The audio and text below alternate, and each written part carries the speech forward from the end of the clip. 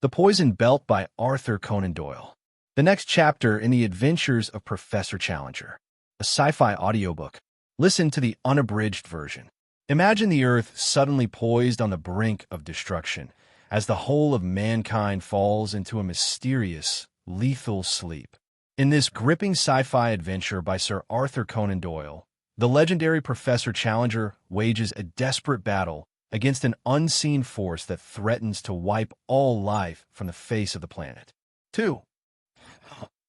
The Poison Belt by Arthur Conan Doyle. The Further Adventures of Professor Challenger. A science fiction audiobook. Listen to the full version now.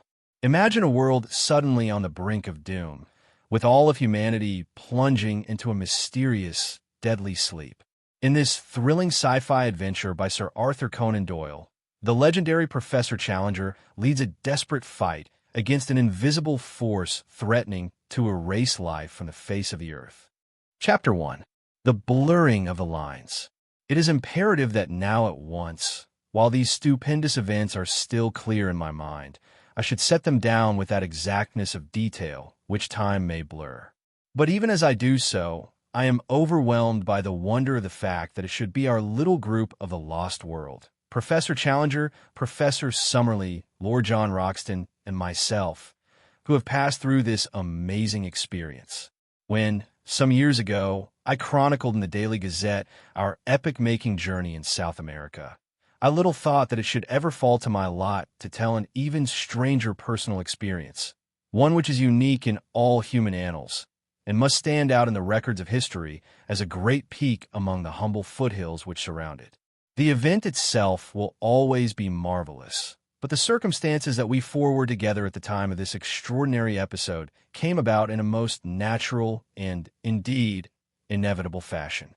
I will explain the events which led up to it as shortly and as clearly as I can, though I am well aware that the fuller the detail upon such a subject, the more welcome it will be to the reader, for the public curiosity has been and still is insatiable. It was upon Friday, the 27th of August, a date forever memorable in the history of the world, that I went down to the office of my paper and asked for 3 days' leave of absence from Mr. McArdle, who still presided over our news department. The good old Scotchman shook his head, scratched his dwindling fringe of ruddy fluff, and finally put his reluctance into words. I was thinking, Mr. Malone, that we could employ you to advantage these days. I was thinking there was a story that you were the only man that could handle as it should be handled. I am sorry for that, said I, trying to hide my disappointment. Of course, if I am needed, there is an end of the matter. But the engagement was important and intimate. If I could be spared, well, I don't see that you can. It was bitter, but I had to put the best face I could upon it. After all, it was my own fault, for I should have known by this time that a journalist has no right to make plans of his own. Then I'll think no more of it, said I, with as much cheerfulness as I could assume at so short a notice. What was it that you wanted me to do? Well, it was just to interview that devil of a man down at Rotherfield. You don't mean Professor Challenger? I cried. It's just him that I do mean. He ran young Alex Simpson of the Courier a mile down the high road last week by the collar of his coat and the slack of his breeches. You'll have read of it, likely, in the police report. Our boys would as soon interview a loose alligator in the zoo. But you could do it, I'm thinking, an old friend like you. Why, said I, greatly relieved. This makes it all easy.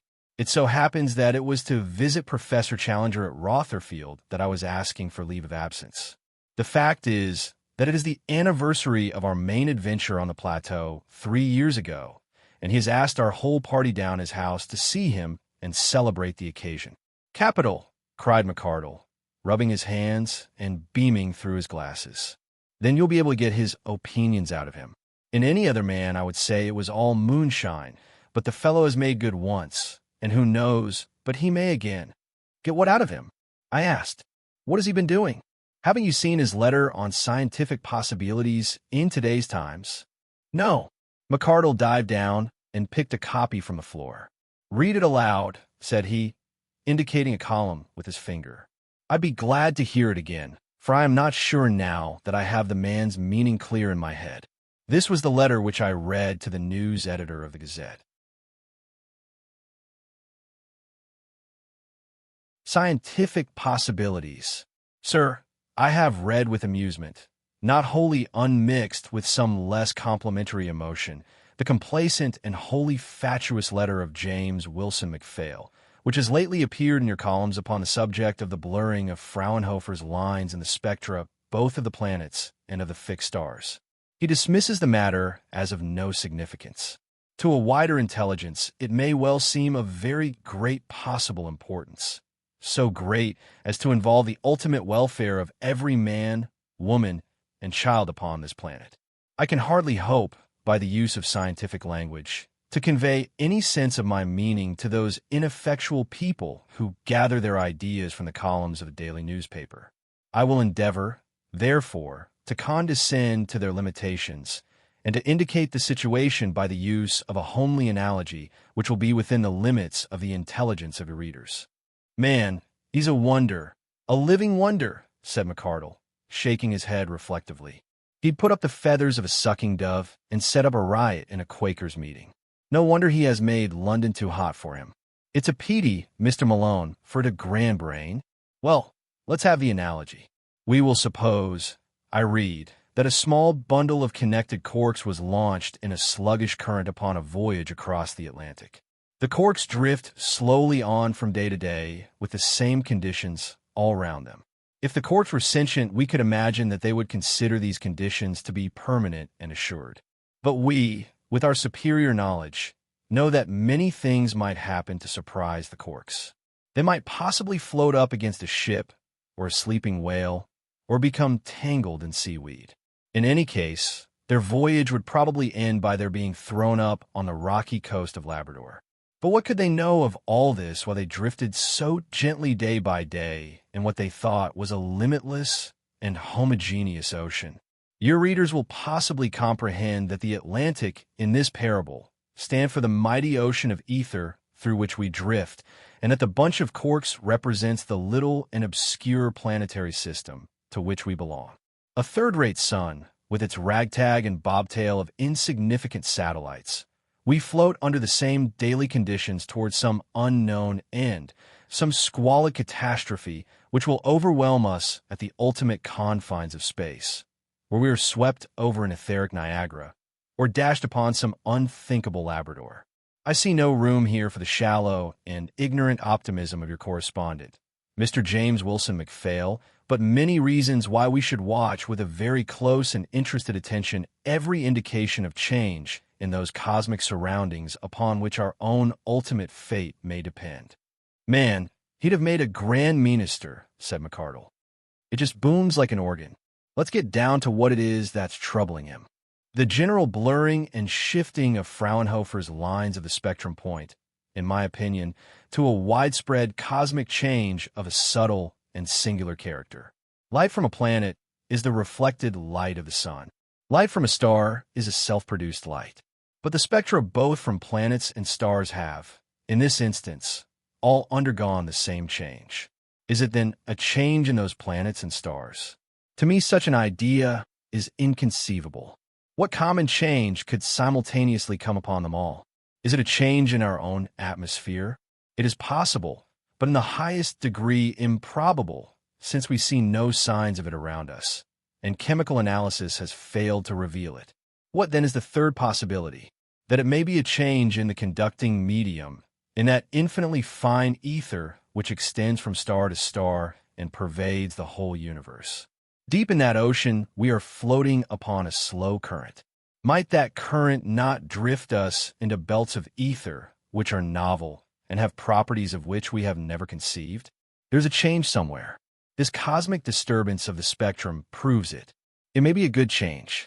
It may be an evil one. It may be a neutral one. We do not know. Shallow observers may treat the matter as one which can be disregarded, but one who, like myself, is possessed of the deeper intelligence of the true philosopher will understand that the possibilities of the universe are incalculable and that the wisest man is he who holds himself ready for the unexpected. To take an obvious example, who would undertake to say that the mysterious and universal outbreak of illness recorded in your columns this very morning as having broken out among the indigenous races of Sumatra, has no connection with some cosmic change to which they may respond more quickly than the more complex peoples of Europe? I throw out the idea for what it is worth. To assert it is, in the present stage, as unprofitable as to deny it, but it is an unimaginative numbskull who is too dense to perceive that it is well within the bounds of scientific possibility. Yours faithfully, George Edward Challenger. The Briars, Rotherfield. It's a fine, stimulating letter, said McArdle, thoughtfully, fitting a cigarette into the long glass tube which he used as a holder. What's your opinion of it, Mr. Malone? I had to confess my total and humiliating ignorance of the subject at issue. What, for example, were Fraunhofer's lines? McArdle had just been studying the matter with the aid of our tame scientist at the office, and he picked from his desk 2 of those many-colored spectral bands which bear a general resemblance to the hat ribbons of some young and ambitious cricket club. He pointed out to me that there were certain black lines which formed crossbars upon a series of brilliant colors extending from the red at one end, through gradations of orange, yellow, green, blue, and indigo, to the violet at the other. Those dark bands are Fraunhofer's lines, said he. The colors are just light itself. Every light, if you can split it up with a prism, gives the same colors. They tell us nothing. It is the lines that count because they vary according to what it may be that produces the light. It is these lines that have been blurred instead of clear this last week, and all the astronomers have been quarreling over the reason. Here's a photograph of the blurred lines for our issue tomorrow. The public have taken no interest in the matter up to now, but this letter of Challenger's in the Times will make them wake up, I'm thinking. And this about Sumatra? Well, it's a long cry from a blurred line in a spectrum to a sick nigger in Sumatra. And yet the Cheel has shown us once before that he knows what he's talking about. There's some queer illness down yonder. That's beyond all doubt. And today there's a cable just come in from Singapore that the lighthouses are out of action in the Straits of Sudan and 2 ships on the beach in consequence. Anyhow, it's good enough for you to interview Challenger upon. If you get anything definite, let's have a column by Monday. I was coming out from the news editor's room, turning over my new mission in my mind, when I heard my name called from the waiting room below. It was a telegraph boy with a wire which had been forwarded from my lodgings at Streatham. The message was from the very man we had been discussing, and ran thus. Malone, 17, Hill Street, Streatham. Bring oxygen. Challenger. Bring oxygen. The professor, as I remembered him, had an elephantine sense of humor capable of the most clumsy and unwieldy gambolings. Was this one of those jokes which used to reduce him to uproarious laughter when his eyes would disappear, and he was all gaping mouth and wagging beard, supremely indifferent to the gravity of all around him?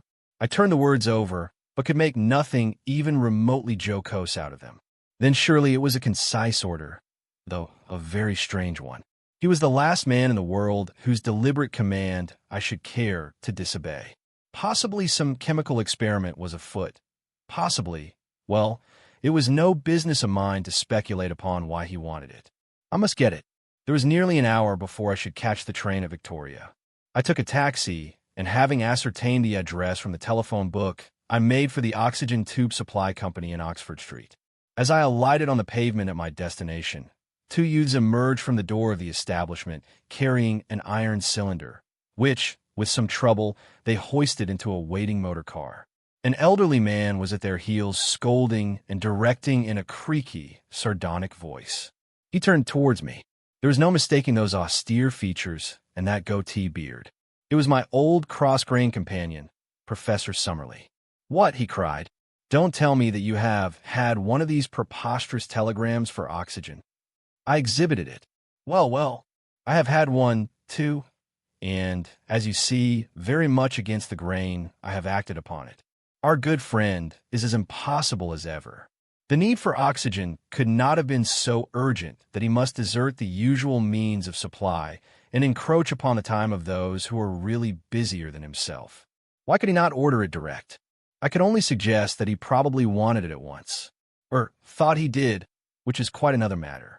But it is superfluous now for you to purchase any, since I have this considerable supply. Still, for some reason, he seems to wish that I should bring oxygen too. It will be safer to do exactly what he tells me. Accordingly, in spite of many grumbles and remonstrances from Summerlee, I ordered an additional tube, which was placed with the other in his motor car, for he had offered me a lift to Victoria. I turned away to pay off my taxi, the driver of which was very cantankerous and abusive over his fare. As I came back to Professor Summerlee, he was having a furious altercation with a man who had carried down the oxygen, his little white goat's beard jerking with indignation. One of the fellows called him, I remember, a silly old bleached cockatoo, which so enraged his chauffeur that he bounded out of his seat to take the part of his insulted master, and it was all we could do to prevent a riot in the street. These little things may seem trivial to relate, and passed as mere incidents at the time. It is only now, as I look back, that I see their relation to the whole story which I have to unfold.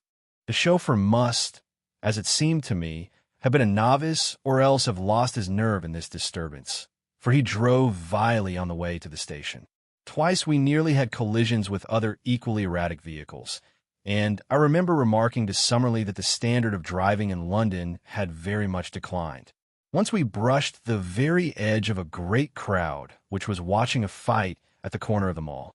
The people, who were much excited, raised cries of anger at the clumsy driving, and one fellow sprang upon the step and waved a stick above our heads.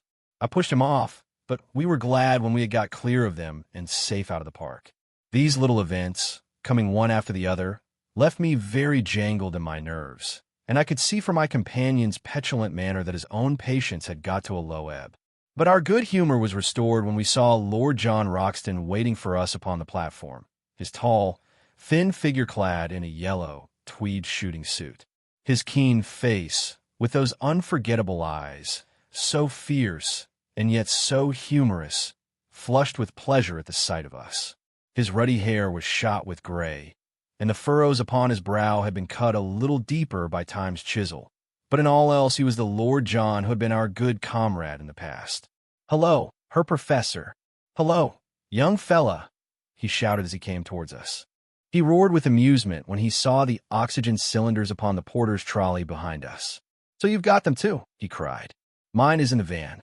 Whatever can the old dear be after?" "Have you seen his letter in the Times?" I asked. "What was it?" "Stuff and nonsense," said Summerlee, harshly. "Well, it's at the bottom of this oxygen business, or I am mistaken," said I. "Stuff and nonsense," cried Summerlee again, with quite unnecessary violence. We had all got into a first-class smoker, and he had already lit the short and charred old briar pipe which seemed to singe the end of his long, aggressive nose. "Friend Challenger is a clever man," said he, with great vehemence. "No one can deny it. It's a fool that denies it. Look at his hat. There's a 60-ounce brain inside it, a big engine running smooth and turning out clean work. Show me the engine house, and I'll tell you the size of the engine. But he is a born charlatan. You've heard me tell him so to his face. A born charlatan with a kind of dramatic trick of jumping into the limelight. Things are quiet, so friend Challenger sees a chance to set the public talking about him. You don't imagine that he seriously believes all this nonsense about a change in the ether and a danger to the human race. Was ever such a cock-and-bull story in this life? He sat like an old white raven, croaking and shaking with sardonic laughter. A wave of anger passed through me as I listened to Summerlee. It was disgraceful that he should speak thus of the leader who had been the source of all our fame and given us such an experience as no men have ever enjoyed. I had opened my mouth to utter some hot retort when Lord John got before me. "You had a scrap once before with old man Challenger," said he sternly, "and you were down and out inside 10 seconds. It seems to me, Professor Summerlee, he's beyond your class, and the best you can do with him is to walk wide and leave him alone." "Besides," said I, "he has been a good friend to every one of us. Whatever his faults may be, he is as straight as a line, and I don't believe he ever speaks evil of his comrades behind their backs." "Well said, young fella, my lad," said Lord John Roxton. Then, with a kindly smile, he slapped Professor Summerlee upon his shoulder. "Come, Herr Professor, we're not going to quarrel at this time of day. We've seen too much together. But keep off the grass when you get near Challenger, for this young fella, and I have a bit of a weakness for the old dear." But Summerlee was in no humor for compromise. His face was screwed up in rigid disapproval, and thick curls of angry smoke rolled up from his pipe. "As to you, Lord John Roxton," he creaked, "your opinion upon a matter of science is of as much value in my eyes as my views upon a new type of shotgun would be in yours. I have my own judgment, sir, and I use it in my own way, because it has misled me once. Is that any reason why I should accept without criticism anything, however far-fetched, which this man may care to put forward? Are we to have a pope of science, with infallible decrees laid down ex cathedra, and accepted without question by the poor humble public? I tell you, sir, that I have a brain of my own, and that I should feel myself to be a snob and a slave if I did not use it. If it pleases you to believe this rigmarole about Ether and Fraunhofer's lines upon the spectrum, do so by all means, but do not ask one who is older and wiser than yourself to share in your folly. Is it not evident that if the ether were affected to the degree which he maintains, and if it were obnoxious to human health, the result of it would already be apparent upon ourselves?" Here he laughed with uproarious triumph over his own argument. "Yes, sir, we should already be very far from our normal selves, and instead of sitting quietly discussing scientific problems in a railway train, we should be showing actual symptoms of the poison which was working within us. Where do we see any signs of this poisonous cosmic disturbance? Answer me that, sir. Answer me that. Come, no evasion. I pin you to an answer." I felt more and more angry. There was something very irritating and aggressive in Summerlee's demeanor. "I think that if you knew more about the facts, you might be less positive in your opinion," said I. Summerlee took his pipe from his mouth and fixed me with a stony stare. "Pray, what do you mean, sir, by that somewhat impertinent observation?" "I mean that when I was leaving the office, the news editor told me that a telegram had come in confirming the general illness of the Sumatra natives and adding that the lights had not been lit in the Straits of Sunda." "Really, there should be some limits to human folly," cried Summerlee in a positive fury. "Is it possible that you do not realize that ether, if for a moment we adopt Challenger's preposterous supposition, is a universal substance which is the same here as at the other side of the world? Do you for an instant suppose that there is an English ether and a Sumatran ether? Perhaps you imagine that the ether of Kent is in some way superior to the ether of Surrey, through which this train is now bearing us.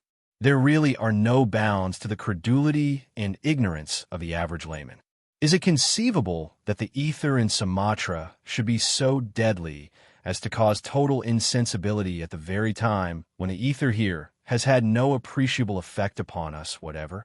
Personally, I can truly say that I never felt stronger in body or better balanced in mind in my life." "That may be. I don't profess to be a scientific man," said I, "though I have heard somewhere that the science of one generation is usually the fallacy of the next. But it does not take much common sense to see that as we seem to know so little about ether, it might be affected by some local conditions in various parts of the world, and might show an effect over there which would only develop later with us." "With might and may you can prove anything," cried Summerlee furiously. "Pigs may fly." "Yes, sir, pigs may fly, but they don't. It is not worth arguing with you. Challenger has filled you with his nonsense, and you are both incapable of reason. I had as soon lay arguments before those railway cushions. I must say, Professor Summerlee, that your manners do not seem to have improved since I last had the pleasure of meeting you," said Lord John, severely. "You lordlings are not accustomed to hear the truth," Summerlee answered, with a bitter smile. "It comes as a bit of a shock, does it not, when someone makes you realize that your title leaves you none the less a very ignorant man?" "Upon my word, sir," said Lord John, very stern and rigid, "if you were a younger man you would not dare to speak to me in so offensive a fashion." Summerlee thrust out his chin with its little wagging tuft of goatee beard. "I would have you know, sir, that, young or old, there has never been a time in my life when I was afraid to speak my mind to an ignorant coxcomb. Yes, sir, an ignorant coxcomb, if you had as many titles as slaves could invent and fools could adopt." For a moment Lord John's eyes blazed, and then, with a tremendous effort, He mastered his anger and leaned back in his seat with arms folded and a bitter smile upon his face. To me, all this was dreadful and deplorable. Like a wave, the memory of the past swept over me. The good comradeship, the happy, adventurous days, all that we had suffered and worked for and won. That it should have come to this, to insults and abuse. Suddenly I was sobbing in loud, gulping, uncontrollable sobs which refused to be concealed. My companions looked at me in surprise. I covered my face with my hands. "It's all right," said I. Only it is such a pity. You're ill, young fella. That's what's amiss with you," said Lord John. "I thought you were queer from the first." "Your habits, sir, have not mended in these 3 years," said Summerlee, shaking his head. "I also did not fail to observe your strange manner the moment we met. You need not waste your sympathy, Lord John. These tears are purely alcoholic. The man has been drinking.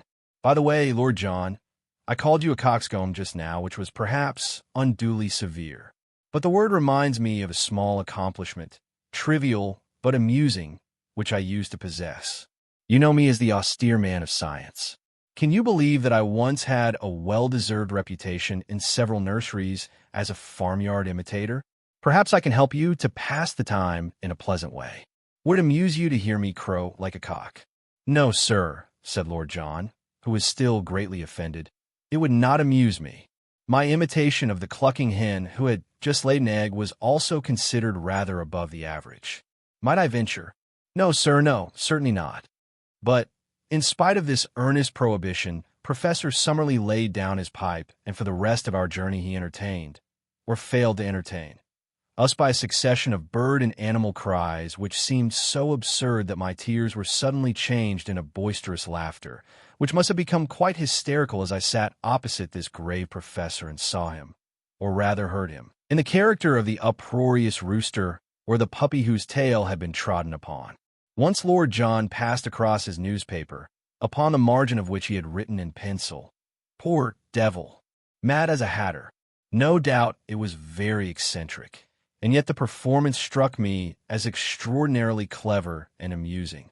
Whilst this was going on, Lord John leaned forward and told me some interminable story about a buffalo and an Indian Raja, which seemed to me to have neither beginning nor end. Professor Summerlee had just begun to chirrup like a canary, and Lord John to get to the climax of his story, when the train drew up at Jarvis Brook, which had been given us as the station for Rotherfield. And there was Challenger to meet us. His appearance was glorious. Not all the turkey cocks in creation could match the slow, high-stepping dignity with which he paraded his own railway station, and the benignant smile of condescending encouragement with which he regarded everybody around him. If he had changed in anything since the days of old, it was that his points had become accentuated. The huge head and broad sweep of forehead, with its plastered lock of black hair, seemed even greater than before. His black beard poured forward in a more impressive cascade, and his clear gray eyes, with their insolent and sardonic eyelids, were even more masterful than of yore. He gave me the amused handshake and encouraging smile which the headmaster bestows upon the small boy, and, having greeted the others and helped to collect their bags and their cylinders of oxygen, he stowed us and them away in a large motor car, which was driven by the same impassive Austin, the man of few words, whom I had seen in the character of butler upon the occasion of my first eventful visit to the professor. Our journey led us up a winding hill through beautiful country. I sat in front with the chauffeur, but behind me my 3 comrades seemed to me to be all talking together. Lord John was still struggling with his buffalo story, so far as I could make out, while once again I heard, as of old, the deep rumble of Challenger and the insistent accents of Summerlee, as their brains locked in high and fierce scientific debate. Suddenly Austin slanted his mahogany face towards me without taking his eyes from his steering wheel. "I'm under notice," said he. "Dear me," said I. "Everything seems strange today. Everyone said queer, unexpected things. It was like a dream." "It's 47 times," said Austin, reflectively. "When do you go?" I asked for want of some better observation. "I don't go," said Austin. The conversation seemed to have ended there, but presently he came back to it. If I was to go, who would look after him? He jerked his head towards his master. Who would he get to serve? I'm someone else, I suggested lamely. Not E. No one would stay a week. If I was to go, that ooze would run down like a watch with the mainspring out. I'm telling you because you're his friend, and you ought to know. If I was to take him at his word, but there I wouldn't have the ert. E and the missus would be like two babes left out in a bundle. I'm just everything. And then goes and gives me notice. Why would no one stay? I asked. Well, they wouldn't make allowances, same as I do. E's a very clever man, the master, so clever that E's clean balmy sometimes.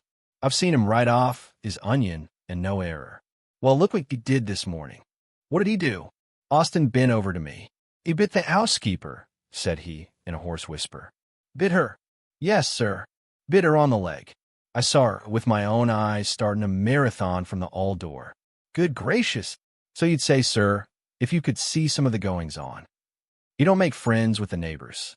There's some of them thinks that when he was up among those monsters you wrote about, it was just sweet for the master, and he was never in fitter company. That's what they say. But I've served him 10 years, and I'm fond of him, and, mind you, he's a great man, when all's said and done, and it's an honor to serve him. But he does try one cruel at times. Now look at that, sir. That ain't what you might call old-fashioned hospitality, is it now? Just you read it for yourself. The car on its lowest speed had ground its way up a steep, curving ascent. At the corner, a notice board peered over a well-clipped hedge. As Austin said, it was not difficult to read, for the words were few and arresting. Warning: visitors, pressmen, and mendicants are not encouraged. G. E. Challenger. No, it's not what you might call earty, said Austin, shaking his head and glancing up at the deplorable placard. It wouldn't look well in a Christmas card. I beg your pardon, sir, for I haven't spoke as much as this for many a long year, but today my feelings seem to got the better of me. You can sack me till E's blue in the face, but I ain't going, and that's flat. I'm his man, and E's my master, and so will be, I expect, to the end of the chapter. We had passed between the white posts of a gate and up a curving drive, lined with rhododendron bushes. Beyond stood a low brick house, picked out with white woodwork, very comfortable and pretty. Mrs. Challenger, a small, dainty, smiling figure, stood in the open doorway to welcome us. Well, my dear, said Challenger, bustling out of the car, here are our visitors. It is something new for us to have visitors, is it not? No love lost between us and our neighbors, is there? If they could get rat poison into our baker's cart, I expect it would be there. It's dreadful, dreadful, cried the lady between laughter and tears. George is always quarreling with everyone. We haven't a friend on the countryside. It enables me to concentrate my attention upon my incomparable wife, said Challenger, passing his short, thick arm round her waist. Picture a gorilla and a gazelle, and you have the pair of them. Come, come, these gentlemen are tired from the journey, and luncheon should be ready. As Sarah returned, the lady shook her head ruefully, and the professor laughed loudly and stroked his beard in his masterful fashion. Austin, he cried, when you have put up the car, you will kindly help your mistress to lay the lunch. Now, gentlemen, will you please step into my study, for there are one or two very urgent things which I am anxious to say to you.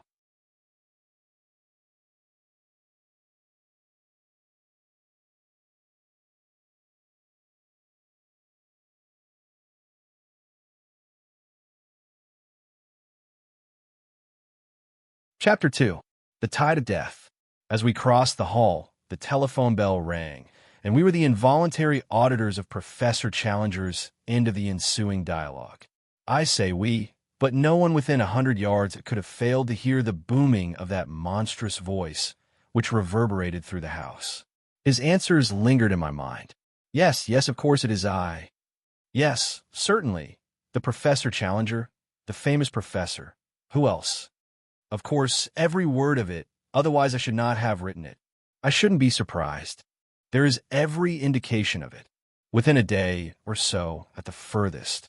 Well, I can't help that, can I? Very unpleasant, no doubt, but I rather fancy it will affect more important people than you. There is no use whining about it. No, I couldn't possibly. You must take your chance. That's enough, sir. Nonsense. I have something more important to do than to listen to such twaddle. He shut off with a crash and led us upstairs into a large, airy apartment which formed his study. On the great mahogany desk, 7 or 8 unopened telegrams were lying. Really, he said, as he gathered them up, I begin to think that it would save my correspondence money if I were to adopt a telegraphic address.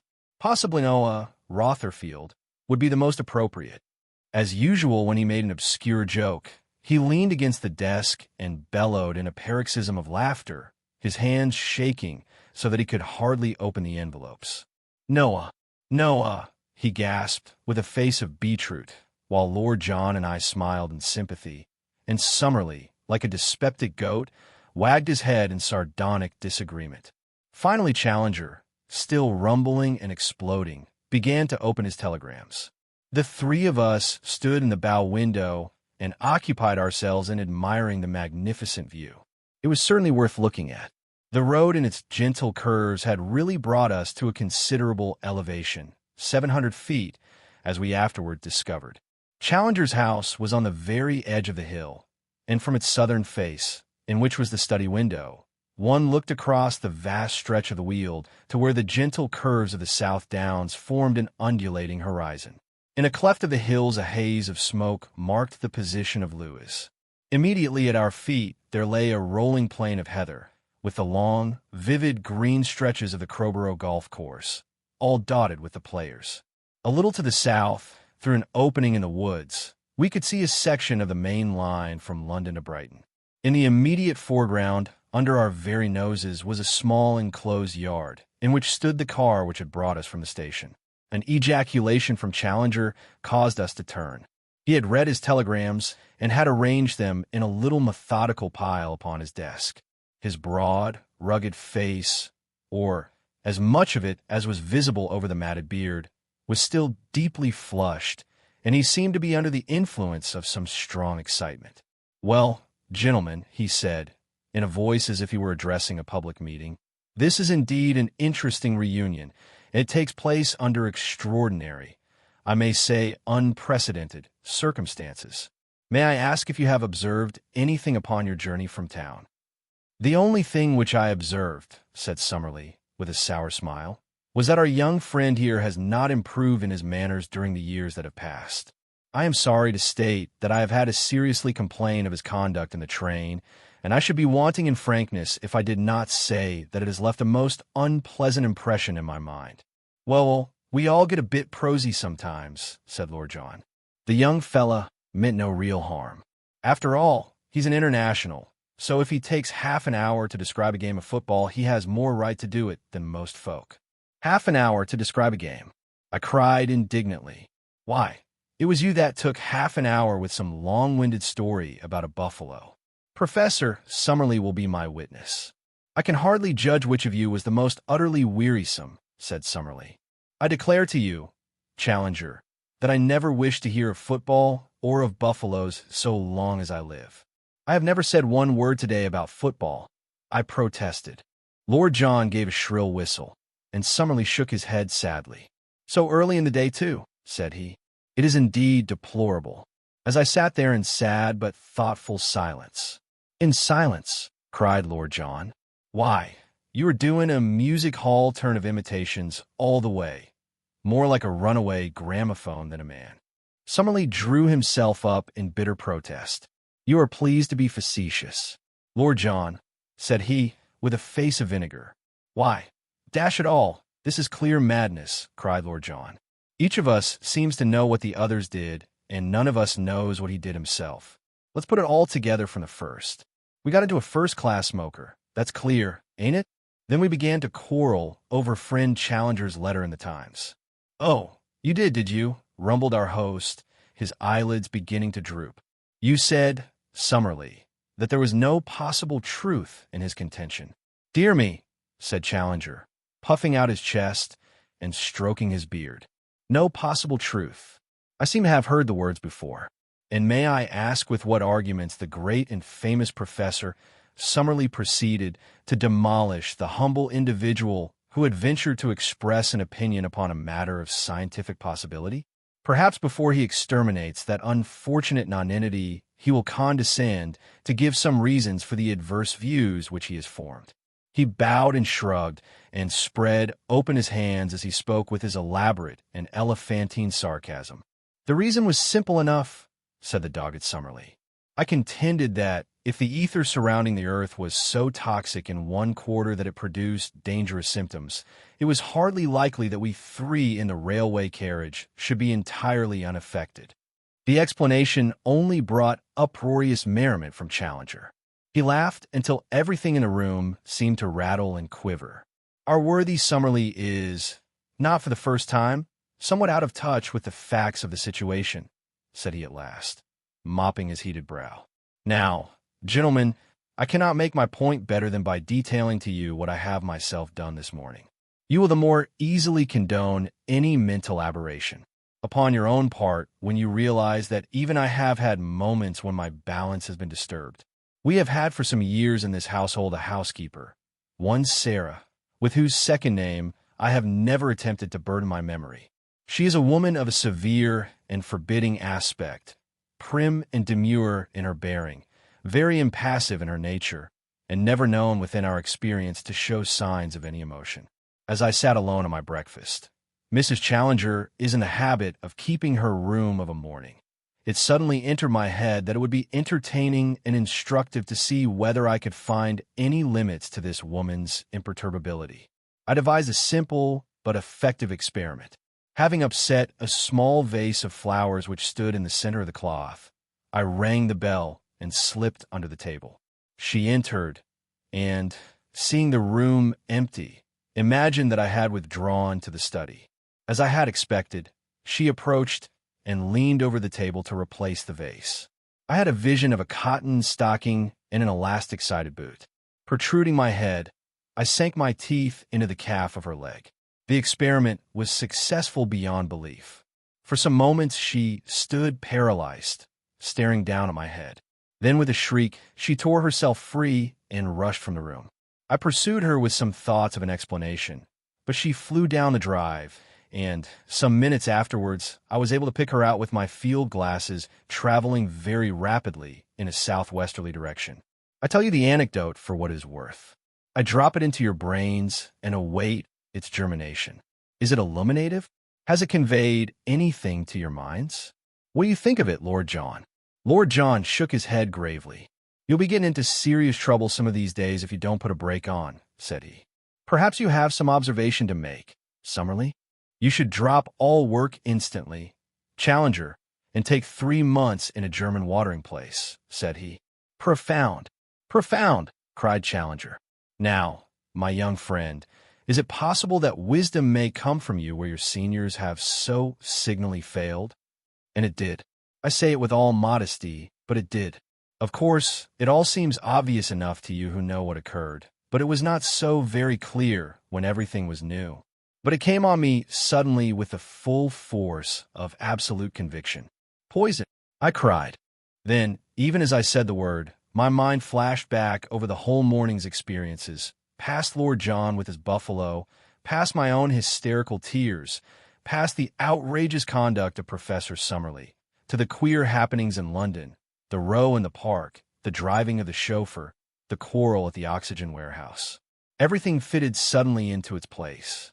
Of course, I cried again. It is poison. We are all poisoned. Exactly, said Challenger, rubbing his hands. We are all poisoned. Our planet has swum into the poison belt of ether and is now flying deeper into it at the rate of some millions of miles a minute. Our young friend has expressed the cause of all our troubles and perplexities in a single word, poison. We looked at each other in amazed silence. No comment seemed to meet the situation. There's a mental inhibition by which such symptoms can be checked and controlled, said Challenger. I cannot expect to find it developed in all of you to the same point which it has reached in me, for I suppose that the strength of our different mental processes bears some proportion to each other. But no doubt it is appreciable even in our young friend here. After the little outburst of high spirits which so alarmed my domestic, I sat down and reasoned with myself. I put it to myself that I had never before felt impelled to bite any of my household. The impulse had then been an abnormal one. In an instant, I perceived the truth. My pulse upon examination was 10 beats above the usual, and my reflexes were increased. I called upon my higher and saner self, the Real G.E.C., seated serene and impregnable behind all mere molecular disturbance. I summoned him, I say, to watch the foolish mental tricks which the poison would play. I found that I was indeed the master. I could recognize and control a disordered mind. It was a remarkable exhibition of the victory of mind over matter, for it was a victory over that particular form of matter which is most intimately connected with mind. I might almost say that mind was at fault, and that personality controlled it. Thus, when my wife came downstairs, and I was impelled to slip behind the door and alarm her by some wild cry as she entered, I was able to stifle the impulse and to greet her with dignity and restraint. An overpowering desire to quack like a duck was met and mastered in the same fashion. Later, when I descended to order the car and found Austin bending over it absorbed in repairs, I controlled my open hand even after I had lifted it, and refrained from giving him an experience which would possibly have caused him to follow in the steps of the housekeeper. On the contrary, I touched him on the shoulder and ordered the car to be at the door in time to meet your train. At the present instant, I am most forcibly tempted to take Professor Summerlee by that silly old beard of his, and to shake his head violently backwards and forwards. And yet, as you see, I am perfectly restrained. Let me commend my example to you. I'll look out for that buffalo, said Lord John, and I for the football match. It may be that you are right, Challenger, said Summerlee in a chastened voice. I'm willing to admit that my turn of mind is critical rather than constructive, and that I am not a ready convert to any new theory, especially when it happens to be so unusual and fantastic as this one. However, as I cast my mind back over the events of the morning, and as I reconsider the fatuous conduct of my companions, I find it easy to believe that some poison of an exciting kind was responsible for their symptoms. Challenger slapped his colleague good-humoredly upon the shoulder. "We progress," said he. "Decidedly we progress." "And pray, sir," asked Summerlee, humbly, "what is your opinion as to the present outlook?" "With your permission, I will say a few words upon that subject." He seated himself upon his desk, his short, stumpy legs swinging in front of him. "We are assisting at a tremendous and awful function. It is, in my opinion, the end of the world. The end of the world." Our eyes turned to the great bow window, and we looked out at the summer beauty of the countryside, the long slopes of heather, the great country houses, the cozy farms, the pleasure-seekers upon the links. The end of the world. One had often heard the words, but the idea that they could ever have an immediate practical significance, that it should not be at some vague date, but now, today, that was a tremendous, a staggering thought. We were all struck solemn, and waited in silence for Challenger to continue. His overpowering presence and appearance lent such force to the solemnity of his words that for a moment all the crudities and absurdities of the man vanished, and he loomed before us as something majestic and beyond the range of ordinary humanity. Then to me, at least, there came back the cheering recollection of how twice since we had entered the room he had roared with laughter. Surely, I thought, there are limits to mental detachment. The crisis cannot be so great or so pressing, after all. "You will conceive a bunch of grapes," said he, "which are covered by some infinitesimal but noxious bacillus. The gardener passes it through a disinfecting medium. It may be that he desires his grapes to be cleaner. It may be that he needs space to breed some fresh bacillus less noxious than the last. He dips it into the poison, and they are gone. Our gardener is, in my opinion, about to dip the solar system, and the human bacillus, the little mortal vibrio which twisted and wriggled upon the outer rind of the earth, will in an instant be sterilized out of existence." Again there was silence. It was broken by the high trill of the telephone bell. "There's one of our bacilli squeaking for help," said he, with a grim smile. "They are beginning to realize that their continued existence is not really one of the necessities of a universe." He was gone from the room for a minute or two. I remember that none of us spoke in his absence. The situation seemed beyond all words or comments. "The medical officer of health for Brighton," said he, when he returned. "The symptoms are for some reason developing more rapidly upon the sea level. Our 700 feet of elevation give us an advantage. Folks seem to have learned that I am the first authority upon the question. No doubt it comes from my letter in the Times. That was the mayor of a provincial town with whom I talked when we first arrived. You may have heard me upon the telephone. He seemed to put entirely inflated value upon his own life. I helped him to readjust his ideas." Summerlee had risen and was standing by the window. His thin, bony hands were trembling with his emotion. "Challenger," said he, earnestly, "this thing is too serious for mere futile argument. Do not suppose that I desire to irritate you by any question I may ask. But I put it to you whether there may not be some fallacy in your information or in your reasoning. There is the sun shining as brightly as ever in a blue sky. There are the heather and the flowers and the birds. There are the folk enjoying themselves upon the golf links, and the laborers yonder cutting the corn. You tell us that they and we may be upon the very brink of destruction, that this sunlit day may be that day of doom which the human race has so long awaited. So far as we know, you found this tremendous judgment upon what? Upon some abnormal lines in a spectrum, upon rumors from Sumatra, upon some curious personal excitement which we have discerned in each other. This latter symptom is not so marked, but that you and we could, by a deliberate effort, control it. You need not stand on ceremony with us, Challenger. We have all faced death together before now. Speak out, and let us know exactly where we stand, and what, in your opinion, are our prospects for our future." It was a brave, good speech, a speech from that staunch and strong spirit which lay behind all the acidities and angularities of the old zoologist. Lord John rose and shook her by the hand. "My sentiment to a tick," said he. "Now, Challenger, it's up to you to tell us where we are. We ain't nervous folk, as you know well, but when it comes to making a weekend visit and finding you've run full but into the day of judgment, it wants a bit of explaining. What's the danger, and how much of it is there, and what are we going to do to meet it?" He stood, tall and strong, in the sunshine at the window, with his brown hand upon the shoulder of Summerlee. I was lying back in an armchair, an extinguished cigarette between my lips, in that sort of half-dazed state in which impressions become exceedingly distinct. It may have been a new phase of the poisoning, but the delirious promptings had all passed away and were succeeded by an exceedingly languid and, at the same time, perceptive state of mind. I was a spectator. It did not seem to be any personal concern of mine. But here were three strong men at a great crisis, and it was fascinating to observe them. Challenger bent his heavy brows and stroked his beard before he answered. One could see that he was very carefully weighing his words. "What was the last news when you left London?" he asked. "I was at the Gazette office about 10, said I.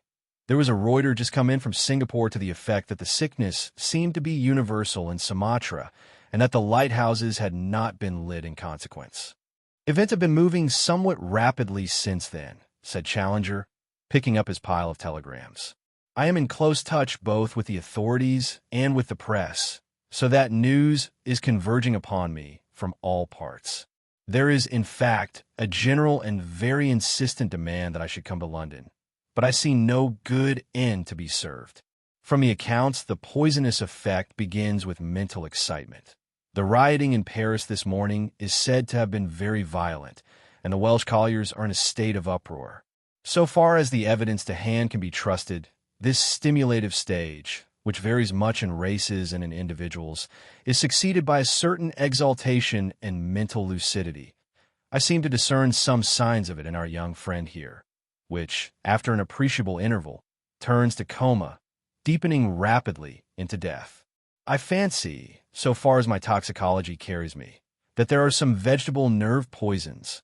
Datura, suggested Summerlee. Excellent, cried Challenger. It would make for scientific precision if we named our toxic agent. Let be Datrin. To you, my dear Summerlee, belongs the honor, posthumous, alas, but none the less unique, of having given a name to the universal destroyer, the great gardener's disinfectant. The symptoms of Datrin, then, may be taken to be such as I indicate. That it will involve the whole world, and that no life can possibly remain behind, seems to me to be certain, since ether is a universal medium. Up to now, it has been capricious in the places which it has attacked, but the difference is only a matter of a few hours, and it is like an advancing tide which covers one strip of sand and then another, running hither and thither in irregular streams, until at last it has submerged it all. There are laws at work in connection with the action and distribution of datrin, which would have been of deep interest had the time at our disposal permitted us to study them. So far as I can trace them, here he glanced over his telegrams, the less developed races have been the first to respond to its influence. There are deplorable accounts from Africa, and the Australian Aborigines appear to have been already exterminated. The northern races have as yet shown greater resisting power than the southern. This, you see, is dated from Marseilles at 9:45 this morning. I give it to you verbatim, all-night delirious excitement throughout Provence. Tumult of vine growers at Nîmes. Socialistic upheaval at Toulon. Sudden illness attended by coma attacked population this morning. Pest foudroyant. Great numbers of dead in the streets. Paralysis of business and universal chaos. An hour later came the following, from the same source. We are threatened with utter extermination. Cathedrals and churches full to overflowing. The dead outnumber the living. It is inconceivable and horrible. Decease seems to be painless, but swift and inevitable. There is a similar telegram from Paris, where the development is not yet as acute. India and Persia appear to be utterly wiped out. The Slavonic population of Austria is down, while the Teutonic has hardly been affected. Speaking generally, the dwellers upon the plains and upon the seashores seem, so far as my limited information goes, to have felt the effects more rapidly than those inland or on the heights. Even a little elevation makes a considerable difference, and perhaps if there be a survivor of the human race, he will again be found upon the summit of some Ararat. Even our own little hill may presently prove to be a temporary island amid a sea of disaster. But at the present rate of advance, a few short hours will submerge us all. Lord John Roxton wiped his brow. "What beats me," said he, "is how you could sit there, Logan, with that stack of telegrams under your hand. I've seen death as often as most folk, but universal death, it's awful." "As to the laughter," said Challenger, "you will bear in mind that, like yourselves, I have not been exempt from the stimulating cerebral effects of the etheric poison. But as to the horror with which universal death appears to inspire you, I would put it to you that it is somewhat exaggerated. If you were sent to sea alone in an open boat to some unknown destination, your heart might well sink within you. The isolation, the uncertainty would oppress you. But if your voyage were made in a goodly ship, which bore within it all your relations and your friends, you would feel that however uncertain your destination might still remain, you would at least have one common and simultaneous experience which would hold you to the end in the same close communion. A lonely death may be terrible, but a universal one, as painless as this would appear to be, is not, in my judgment, a matter for apprehension. Indeed, I could sympathize with the person who took the view that the horror lay in the idea of surviving when all that is learned, famous, and exalted had passed away. What, then, do you propose to do?" asked Summerlee, who had for once nodded his assent to the reasoning of his brother scientist. "To take our lunch," said Challenger, as the boom of a gong sounded through the house. "We have a cook whose omelets are only excelled by her cutlets. We can but trust that no cosmic disturbance has dulled her excellent abilities. My Scharsberger of 96 must also be rescued, so far as our earnest and united efforts can do it, from what would be a deplorable waste of a great vintage." He levered his great bulk off the desk, upon which he had sat while he announced the doom of the planet. "Come," said he, "if there's little time left, there's the more need that we should spend it in sober and reasonable enjoyment." And, indeed, it proved to be a very merry meal. It is true that we could not forget our awful situation. The full solemnity of the event loomed ever at the back of our minds and tempered our thoughts. But surely it is the soul which has never faced death which shies strongly from it at the end. To each of us men it had, for one great epoch in our lives, been a familiar presence. As to the lady, She leaned upon the strong guidance of her mighty husband and was well content to go whither his path might lead. The future was with fate. The present was our own. We passed it in goodly comradeship and gentle merriment.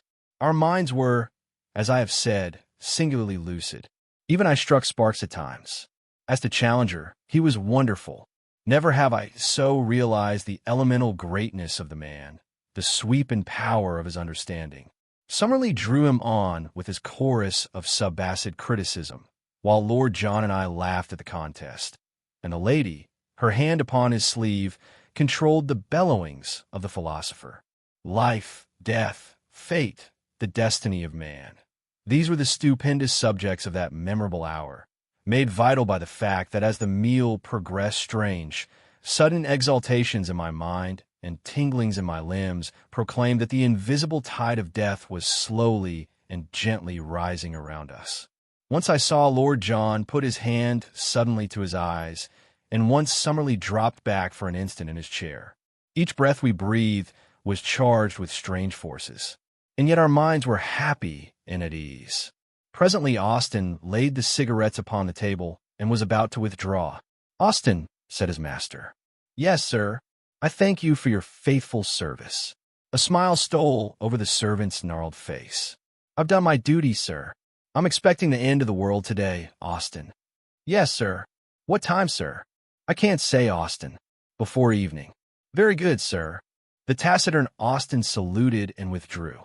Challenger lit a cigarette, and, drawing his chair closer to his wife's, he took her hand in his. "You know how matters stand, dear," said he.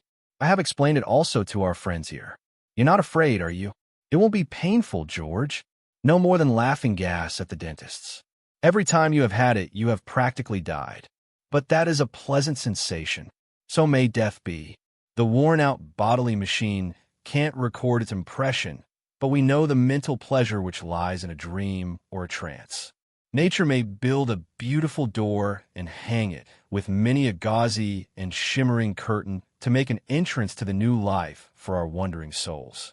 In all my probings of the actual, I've always found wisdom and kindness at the core, and if ever the frightened mortal needs tenderness, is surely as he makes the passage perilous from life to life. No, Summerlee, I will have none of your materialism, for I, at least, am too great a thing to end in mere physical constituents, a packet of salts, and 3 bucketfuls of water. Here, and he beat his great head with his huge, hairy fist. There is something which uses matter, but is not of it, something which might destroy death, but which death can never destroy. "Talking of death," said Lord John, "I'm a Christian of sorts, but it seems to me there was something mighty natural in those ancestors of ours who were buried with their axes and bows and arrows and the like, same as if they were living on just the same as they used to.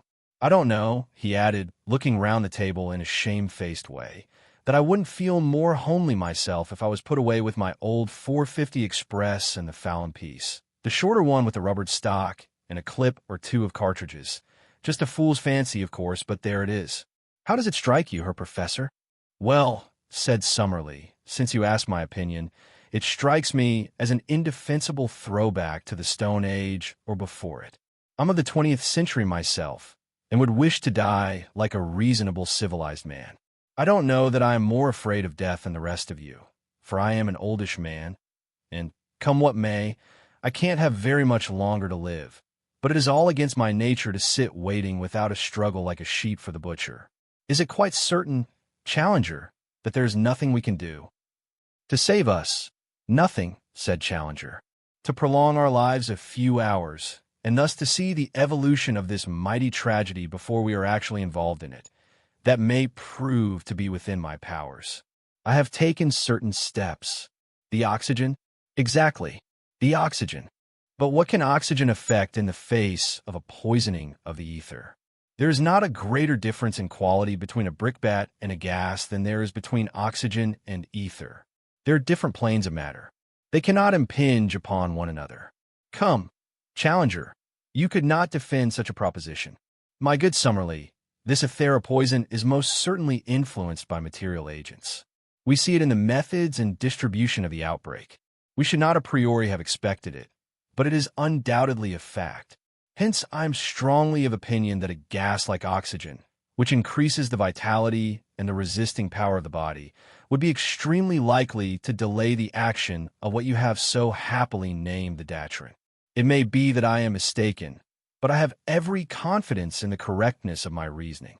Well, said Lord John, if we got to sit sucking at those tubes like so many babies with their bottles, I'm not talking any. There will be no need for that, Challenger answered. We have made arrangements.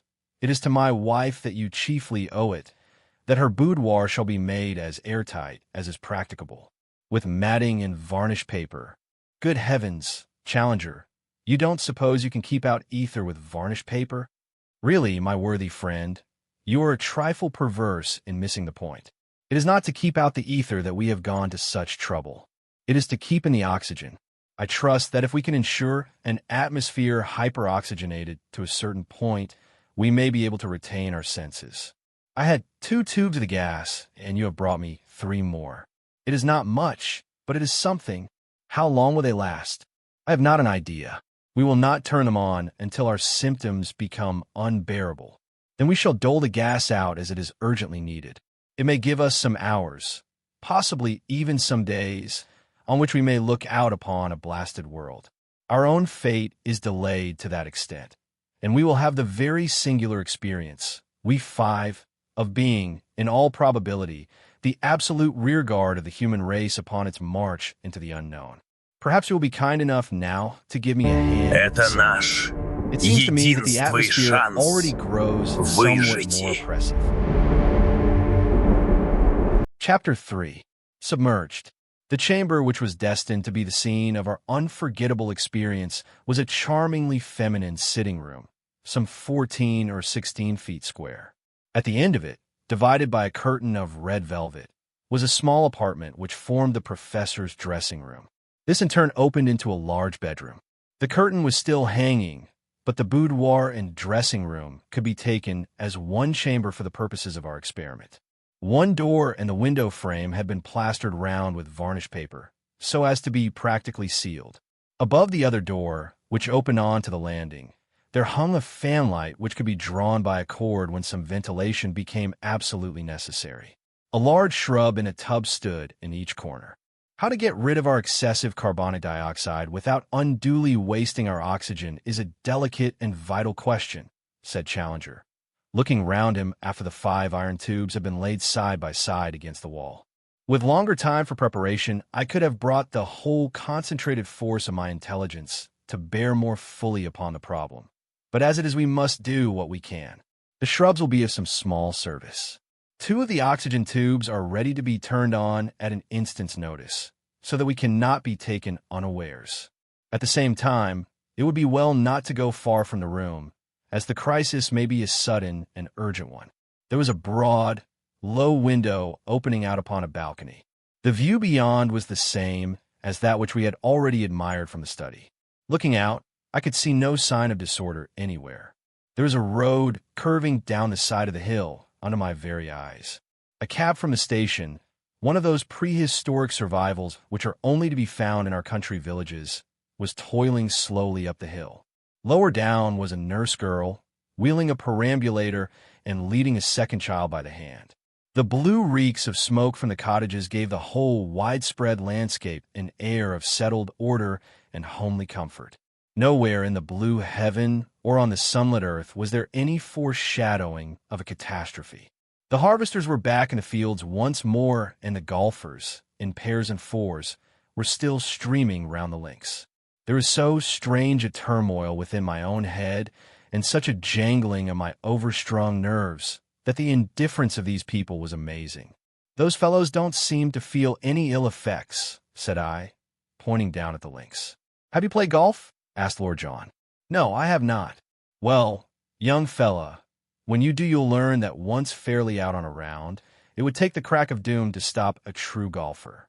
Hello, there's that telephone bell again." From time to time, during and after lunch, the high, insistent ring had summoned the professor. He gave us the news as it came through to him in a few curt sentences. Such terrific items had never been registered in the world's history before. The great shadow was creeping up from the south like a rising tide of death. Egypt had gone through its delirium and was now comatose. Spain and Portugal, after a wild frenzy in which the clericals and the anarchists had fought most desperately, were now fallen silent. No cable messages were received any longer from South America. In North America, the southern states, after some terrible racial rioting, had succumbed to the poison. North of Maryland, the effect was not yet marked, and in Canada, it was hardly perceptible. Belgium, Holland, and Denmark had each in turn been affected. Despairing messages were flashing from every quarter to the great centers of learning, to the chemists and the doctors of worldwide repute, imploring their advice. The astronomers, too, were deluged with inquiries. Nothing could be done. The thing was universal and beyond our human knowledge or control. It was death, painless but inevitable, death for young and old, for weak and strong, for rich and poor, without hope or possibility of escape. Such was the news which, in scattered, distracted messages, the telephone had brought us. The great cities already knew their fate, and so far as we could gather were preparing to meet it with dignity and resignation. Yet here were our golfers and laborers like the lambs who gamble under the shadow of the knife. It seemed amazing, and yet how could they know? It had all come upon us in one giant stride. What was there in the morning paper to alarm them? And now it was but 3 p.m. Even as we looked, some rumor seemed to have spread, for we saw the reapers hurrying from the fields. Some of the golfers were returning to the clubhouse. They were running as if taking refuge from a shower. Their little caddies trailed behind them. Others were continuing their game. The nurse had turned and was pushing her perambulator hurriedly up the hill again. I noticed that she had her hand to her brow. The cab had stopped, and the tired horse, with his head sunk to his knees, was resting. Above there was a perfect summer sky, one huge vault of unbroken blue, save for a few fleecy white clouds over the distant downs. If the human race must die today, it was at least upon a glorious deathbed. And yet all that gentle loveliness of nature made this terrific and wholesale destruction the more pitiable and awful. Surely it was too goodly a residence that we should be so swiftly, so ruthlessly, evicted from it. But I have said that the telephone bell had rung once more. Suddenly, I heard Challenger's tremendous voice from the hall. "Malone," he cried, "you are wanted." I rushed down to the instrument. It was McArdle speaking from London. "That you, Mr. Malone?" cried his familiar voice. "Mr. Malone, there are terrible goings-on in London. For God's sake, see if Professor Challenger can suggest anything that can be done." "He can suggest nothing, sir," I answered. "He regards the crisis as universal and inevitable. We have some oxygen here, but it can only defer our fate for a few hours." "Oxygen!" cried the agonized voice. "There is no time to get any. The office has been a perfect pandemonium ever since you left in the morning. Now half of the staff are insensible. I am weighed down with heaviness myself.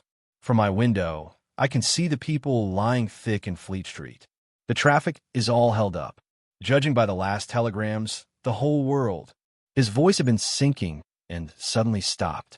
An instant later, I heard through the telephone a muffled thud, as if his head had fallen forward on the desk. "Mr. McArdle," I cried. "Mr. McArdle." There was no answer. I knew as I replaced the receiver that I should never hear his voice again. At that instant, just as I took a step backward from the telephone, the thing was on us. It was as if we were bathers, up to our shoulders in water, who suddenly are submerged by a rolling wave. An invisible hand seemed to have quietly closed round my throat and to be gently pressing the life from me. I was conscious of immense oppression upon my chest, great tightness within my head, a loud singing in my ears, and bright flashes before my eyes. I staggered to the balustrades of the stair. At the same moment, rushing and snorting like a wounded buffalo, Challenger dashed past me, a terrible vision, with red-purple face, engorged eyes, and bristling hair. His little wife, insensible to all appearance, was slung over his great shoulder, and he blundered and thundered up the stair, scrambling and tripping, but carrying himself and her through sheer will force through that mephitic atmosphere to the haven of temporary safety. At the sight of his effort, I too rushed up the steps, clambering, falling, clutching at the rail, until I tumbled half senseless upon my face on the upper landing. Lord John's fingers of steel were in the collar of my coat, and a moment later I was stretched upon my back, unable to speak or move on the boudoir carpet. The woman lay beside me, and Summerlee was bunched in a chair by the window, his head nearly touching his knees. As in a dream, I saw Challenger, like a monstrous beetle, crawling slowly across the floor, and a moment later I heard the gentle hissing of the escaping oxygen. Challenger breathed 2 or 3 times with enormous gulps, his lungs roaring as he drew in the vital gas. "It works," he cried exultantly. "My reasoning has been justified." He was up on his feet again, alert and strong. With a tube in his hand, he rushed over to his wife and held it to her face. In a few seconds she moaned, stirred, and sat up. He turned to me, and I felt the tide of life stealing warmly through my arteries. My reason told me that it was but a little respite, and yet, carelessly as we talk of its value, every hour of existence now seemed an inestimable thing. Never have I known such a thrill of sensuous joy as came with that freshet of life. The weight fell away from my lungs, the band loosened from my brow. A sweet feeling of peace and gentle, languid comfort stole over me. I lay watching Summerlee revive under the same remedy, and finally Lord John took his turn. He sprang to his feet and gave me a hand to rise, while Challenger picked up his wife and laid her on the settee.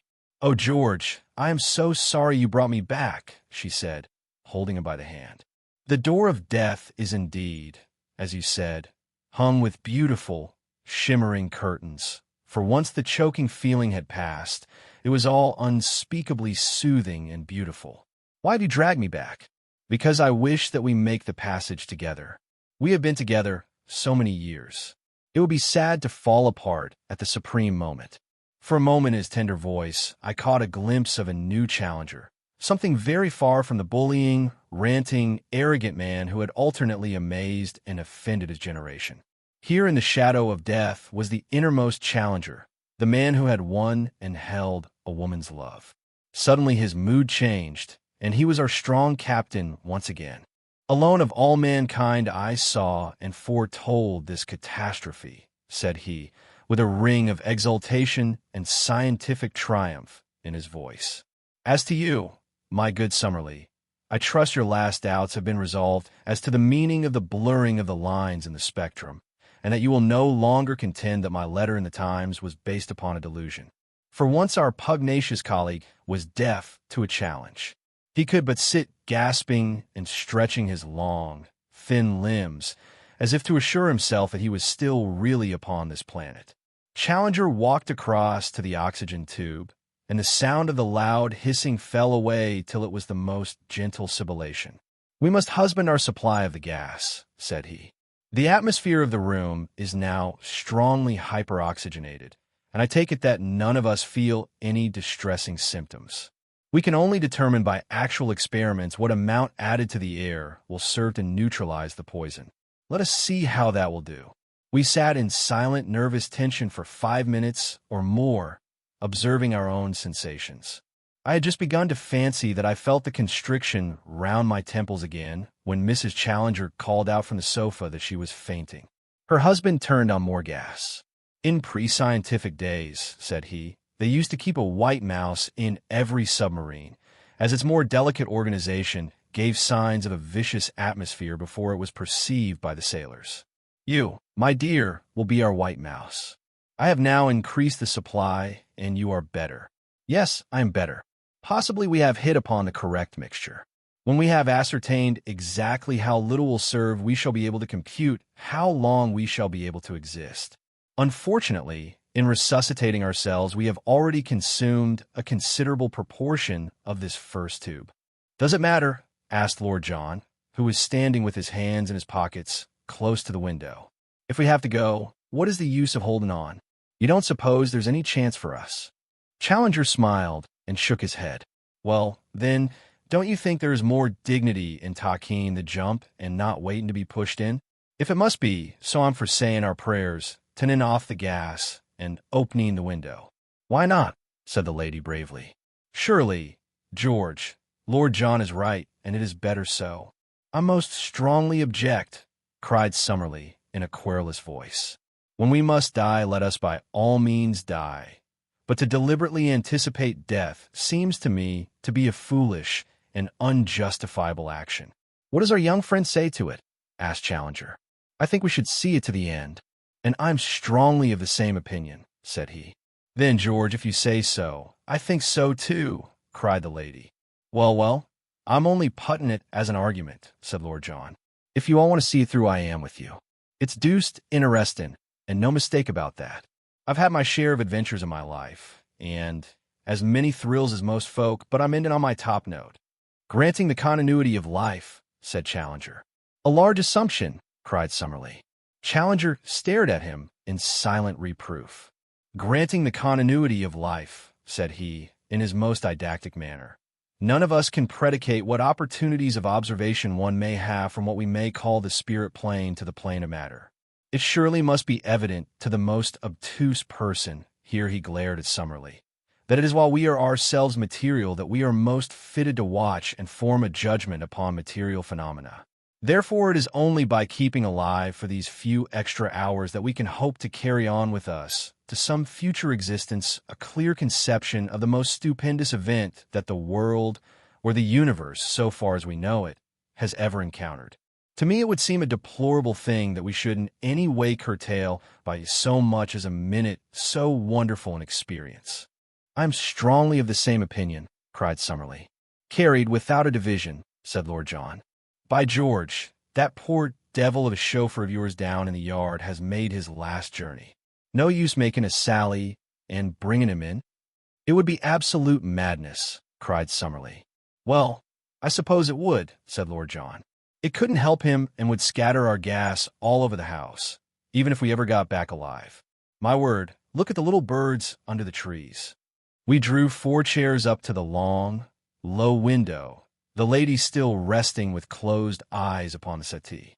I remember that the monstrous and grotesque idea crossed my mind. The illusion may have been heightened by the heavy stuffiness of the air which we were breathing, that we were in 4 front seats of the stalls at the last act of the drama of the world. In the immediate foreground, beneath our very eyes, was the small yard with the half-clean motor car standing in it.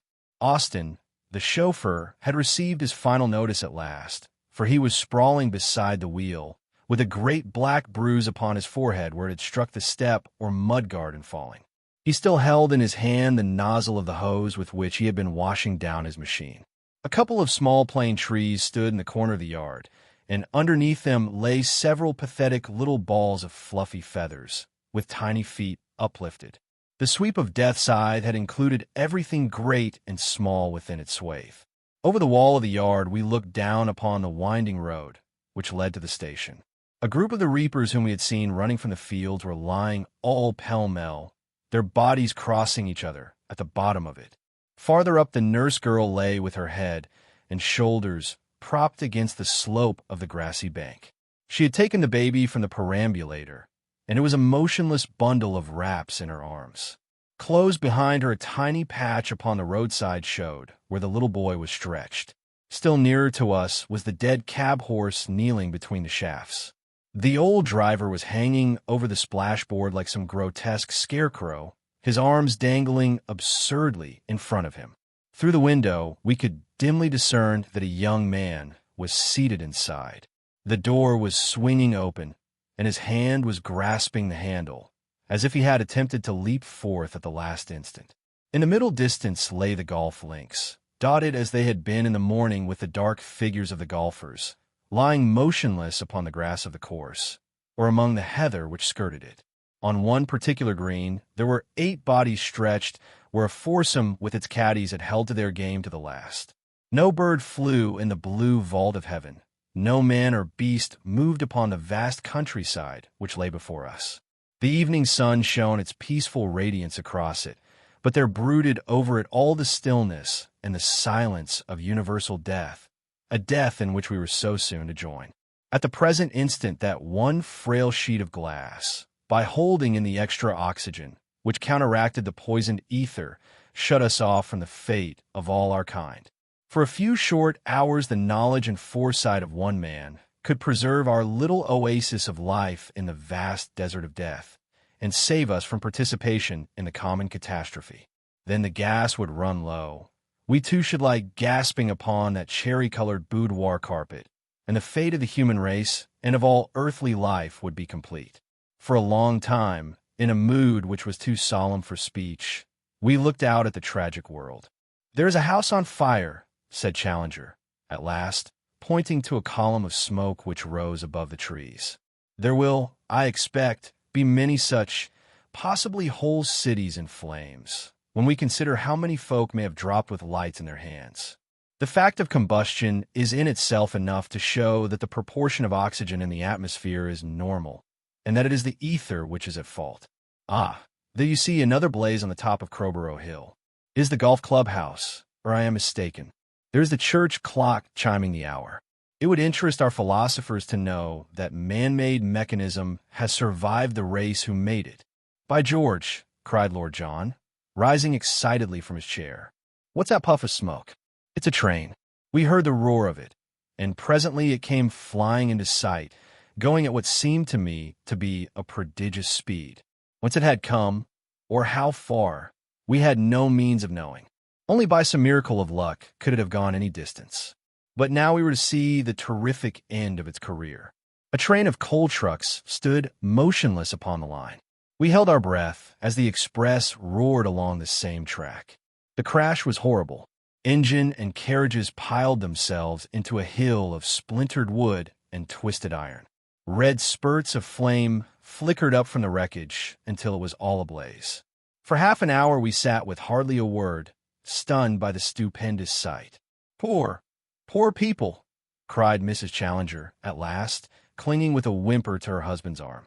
"My dear, the passengers on that train were no more animate than the coals into which they crashed, or the carbon which they have now become," said Challenger, stroking her hand soothingly. "It was a train of the living when it left Victoria, but it was driven and freighted by the dead long before it reached its fate." "All over the world the same thing must be going on," said I, as a vision of strange happenings rose before me. "Think of the ships at sea, how they will steam on until the furnaces die down, or until they run full tilt upon some beach. The sailing ships, too, how they will back and fill with their cargoes of dead sailors, while their timbers rot and their joints leak, till one by one they sink below the surface. Perhaps a century hence the Atlantic may still be dotted with the old drifting derelicts. And the folk in the coal mines," said Summerlee, with a dismal chuckle. "If ever geologists should by any chance live upon Earth again, they will have some strange theories of the existence of man in carboniferous strata." "I don't profess to know about such things," remarked Lord John, "but it seems to me the Earth will be to let empty after this. When once our human crowd is wiped off it, how will it ever get on again?" "The world was empty before," Challenger answered, gravely. "Under laws which in their inception are beyond and above us, it became peopled. Why may the same process not happen again?" "My dear Challenger, you can't mean that." "I'm not in the habit, Professor Summerlee, of saying things which I do not mean. The observation is trivial." Out went the beard and down came the eyelids. "Well, you lived an obstinate dogmatist, and you mean to die one," said Summerlee sourly. "And you, sir, have lived an unimaginative obstructionist, and never can hope now to emerge from it. Your worst critics will never accuse you of lacking imagination," Summerlee retorted. "Upon my word," said Lord John, "it would be like you if you used up our last gasp of oxygen in abusing each other. What can it matter whether folk come back or not? It surely won't be in our time." "In that remark, sir, you betray your own very pronounced limitations," said Challenger, severely. "The true scientific mind is not to be tied down by its own conditions of time and space. It builds itself an observatory erected upon the border line of present, which separates the infinite past from the infinite future. From the sure post, it makes its sallies even to the beginning and to the end of all things. As to death, the The scientific mind dies at its post, working in normal and methodic fashion to the end. It disregards so petty a thing as its own physical dissolution as completely as it does all other limitations upon the plane of matter. Am I right, Professor Summerlee? Summerlee grumbled an ungracious assent. With certain reservations, I agree, said he. The ideal scientific mind, continued Challenger. I put in the third person rather than appear to be too self-complacent. The ideal scientific mind should be capable of thinking out a point of abstract knowledge in the interval between its owner falling from a balloon and reaching the earth. Men of this strong fiber are needed to form the conquerors of nature and the bodyguard of truth. It strikes me nature's on top this time, said Lord John, looking out of the window. I've read some lead-in articles about you gentlemen controlling her, but she's getting a bit of her own back. It is but a temporary setback, said Challenger with conviction. A few million years, were they in the great cycle of time? The vegetable world has, as you can see, survived. Look at the leaves of that plane tree. The birds are dead, but the plant flourishes. From this vegetable life in pond and in marsh will come, in time, the tiny crawling microscopic slugs which are the pioneers of that great army of life, in which for the instant we five have the extraordinary duty of serving as rearguard. Once the lowest form of life has established itself, the final advent of man is as certain as the growth of the oak from the acorn. The old circle will swing round once more. But the poison? I asked, will that not nip life in the bud? The poison may be a mere stratum or layer in the ether, a mephitic gulf stream across that mighty ocean in which we float, or tolerance may be established, and life accommodate itself to a new condition. The mere fact that with a comparatively small hyperoxygenation of our blood, we can hold out against it is surely a proof in itself that no very great change would be needed to enable animal life to endure it. The smoking house beyond the trees had burst into flames. We could see the high tongues of fire shooting up into the air. It's pretty awful, muttered Lord John, more impressed than I had ever seen him. Well, after all, what does it matter? I remarked. The world is dead. Cremation is surely the best burial. It would shorten us up if this house went ablaze. I foresaw the danger, said Challenger, and asked my wife to guard against it. Everything is quite safe, dear. But my head begins to throb again. What a dreadful atmosphere. We must change it, said Challenger. He bent over his cylinder of oxygen. It's nearly empty, said he. It has lasted us some 3.5 hours. It is now close on 8 o'clock. We shall get through the night comfortably. I should expect the end about 9 o'clock tomorrow morning. We shall see one sunrise, which shall be all our own. He turned on his second tube, and opened for half a minute the fanlight over the door. Then as the air became perceptibly better, but our own symptoms more acute, he closed it once again. By the way, said he, man does not live upon oxygen alone. It's dinner time and over. I assure you, gentlemen, that when I invited you to my home and to what I had hoped would be an interesting reunion, I had intended that my kitchen should justify itself. However, we must do what we can. I am sure that you will agree with me that it would be folly to consume our air too rapidly by lighting an oil stove. I have some small provision of cold meats, bread, and pickles, which, with a couple of bottles of claret, may serve our turn. Thank you, my dear. Now as ever you are the queen of managers. It was indeed wonderful how, with the self-respect and sense of propriety of the British housekeeper, the lady had within a few minutes adorned the central table with a snow-white cloth, laid the napkins upon it, and set forth the simple meal with all the elegance of civilization, including an electric torch lamp in the center. Wonderful, also, was it to find that our appetites were ravenous. It is the measure of our emotion, said Challenger, with that air of condescension with which he brought his scientific mind to the explanation of humble facts. We have gone through a great crisis. That means molecular disturbance. That in turn means the need for repair. Great sorrow or great joy should bring intense hunger, not abstinence from food, as our novelists will have it. That's why the country folk have great feasts at funerals, I hazarded. Exactly. Our young friend has hit upon an excellent illustration. Let me give you another slice of tongue. "The same with savages," said Lord John, cutting away at the beef. "I've seen them burying a chief up the Aruwimi River, and they ate a hippo that must have weighed as much as a tribe. There's some of them down New Guinea way that eat the late lamented himself, just by way of a last tidy up.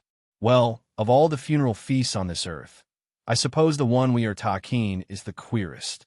"The strange thing is," said Mrs. Challenger, "that I find it impossible to feel grief for those who are gone. There are my father and mother at Bedford. I know that they are dead, and yet in this tremendous universal tragedy, I can feel no sharp sorrow for any individuals, even for them. And my old mother in her cottage in Ireland," said I. "I can see her in my mind's eye, with her shawl and her lace cap, lying back with closed eyes in the old high-back chair near the window, her glasses and her book beside her. Why should I mourn her? She is past, and I am passing, and I may be nearer her in some other life than England is to Ireland. Yet I grieve to think that that dear body is no more." "As to the body," remarked Challenger, "we do not mourn over the parings of our nails, nor the cut locks of our hair, though they were once part of ourselves. Neither does a one-legged man yearn sentimentally over his missing member. The physical body has rather been a source of pain and fatigue to us. It is the constant index of our limitations. Why then should we worry about its detachment from our psychical selves?" "If they can indeed be detached," Summerlee grumbled. "But, anyhow, universal death is dreadful." "As I have already explained," said Challenger, "a universal death must in its nature be far less terrible than an isolated one." "Same in a battle," remarked Lord John. "If you saw a single man lying on that floor with his chest knocked in and a hole in his face, it would turn you sick. But I've seen 10,000 on their backs in the Sudan, and it gave me no such feeling, for when you're making history, the life of any man is too small a thing to worry over. When 1,000 million pass over together, same as happened today, you can't pick your own particular out of the crowd." "I wish it were well over with us," said the lady, wistfully. "Oh, George, I am so frightened. You'll be the bravest of us all, little lady, when the time comes. I've been a blusterous old husband to you, dear, but you'll just bear in mind that G.E.C. is as he was made and couldn't help himself. After all, you wouldn't have had anyone else." "No one in the whole wide world, dear," said she, and put her arms round his bull neck. We three walked to the window, and stood amazed at the sight which met our eyes. Darkness had fallen, and the dead world was shrouded in gloom. But right across the southern horizon was one long, vivid scarlet streak, waxing and waning in vivid pulses of life, leaping suddenly to a crimson zenith, and then dying down to a glowing line of fire. "Lewis is ablaze," I cried. "No, it is Brighton which is burning," said Challenger, stepping across to join us. "You can see the curved back of the downs against the glow. That fire is miles on the farther side of it. The whole town must be alight." There were several red glares at different points, and the pile of debris upon the railway line was still smoldering darkly, but they all seemed mere pinpoints of light compared to that monstrous conflagration throbbing beyond the hills. What copy it would all have made for the Gazette! Had ever a journalist such an opening and so little chance of using it? The scoop of scoops, and no one to appreciate it?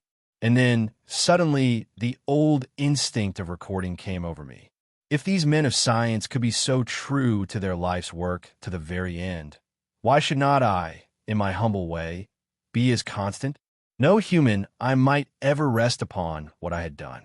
But the long night had to be passed somehow, and for me, at least, sleep seemed to be out of the question.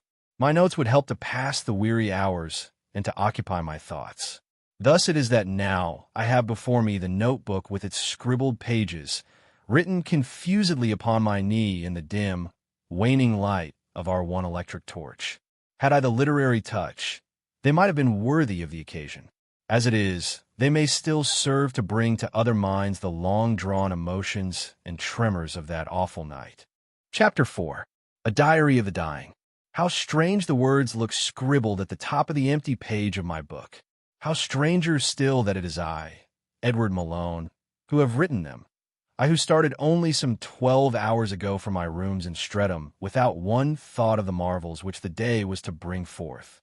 I look back at the chain of incidents, My interview with McCardle, Challenger's first note of alarm in the Times, the absurd journey in the train, the pleasant luncheon, the catastrophe, and now it has come to this, that we linger alone upon an empty planet, and so sure is our fate that I can regard these lines, written from mechanical professional habit and never to be seen by human eyes, as the words of one who is already dead. So closely does he stand to the shadowed borderland over which all, outside this one little circle of friends, have already gone. I feel how wise and true were the words of Challenger when he said that the real tragedy would be if we were left behind when all that is noble and good and beautiful had passed. But of that there can surely be no danger. Already our second tube of oxygen is drawing to an end. We can count the poor dregs of our lives, almost to a minute.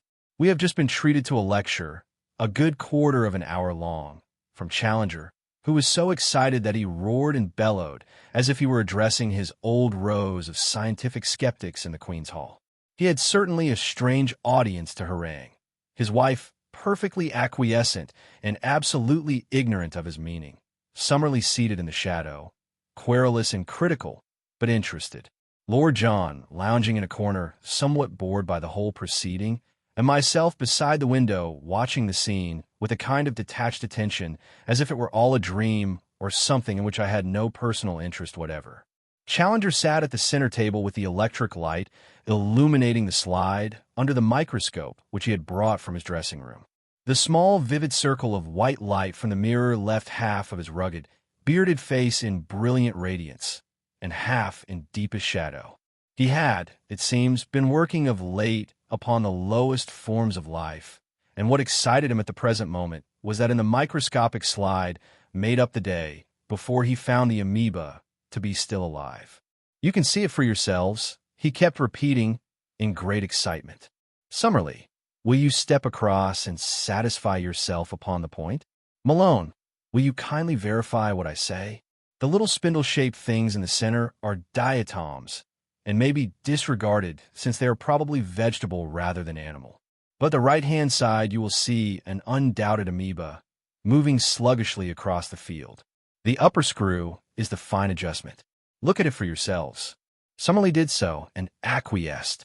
So did I, and perceived a little creature which looked as if it were made of ground glass flowing in a sticky way across the lighted circle. Lord John was prepared to take him on trust. I'm not trouble my head whether he's alive or dead, said he. We don't so much as know each other by sight, so why should I take it to heart? I don't suppose he's worrying himself over the state of our health.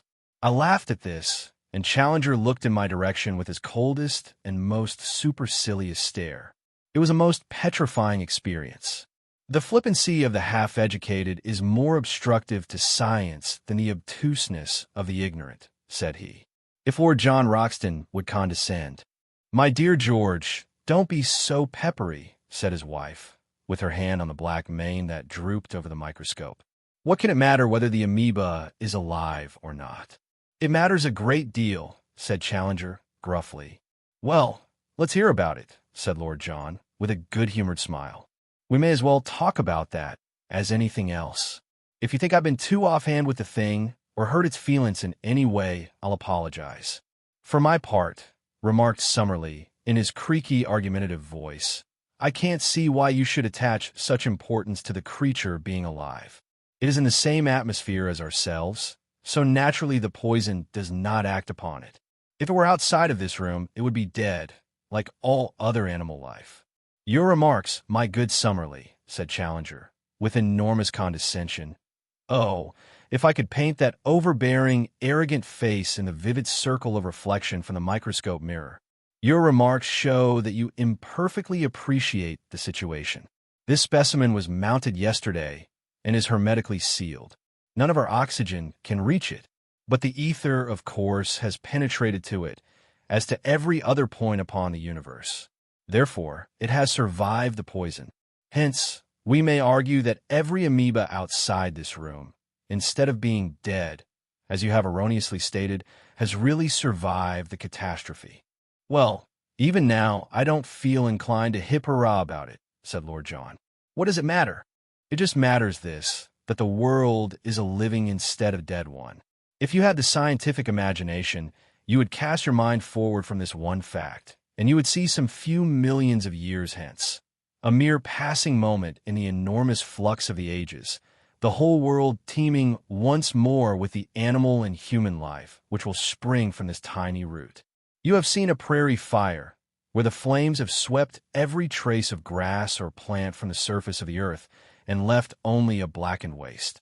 You would think that it must be forever desert. Yet the roots of growth have been left behind, and when you pass the place a few years hence, you can no longer tell where the black scars used to be. Here in this tiny creature are the roots of growth of the animal world, and by its inherent development and evolution, it will surely in time remove every trace of this incomparable crisis in which we are now involved. "Do said interesting," said Lord John, lounging across and looking through the microscope. "Funny little chap to hang number one among the family portraits. Got a fine big shirt stud on him." "The dark object is his nucleus," said Challenger, with the air of a nurse teaching letters to a baby. "Well, we needn't feel lonely," said Lord John, laughing. "There's somebody living besides us on the earth. You seem to take it for granted." "Challenger," said Summerlee, "that the object for which this world was created was that it should produce and sustain human life." "Well, sir, and what object do you suggest?" asked Challenger, bristling at the least hint of contradiction.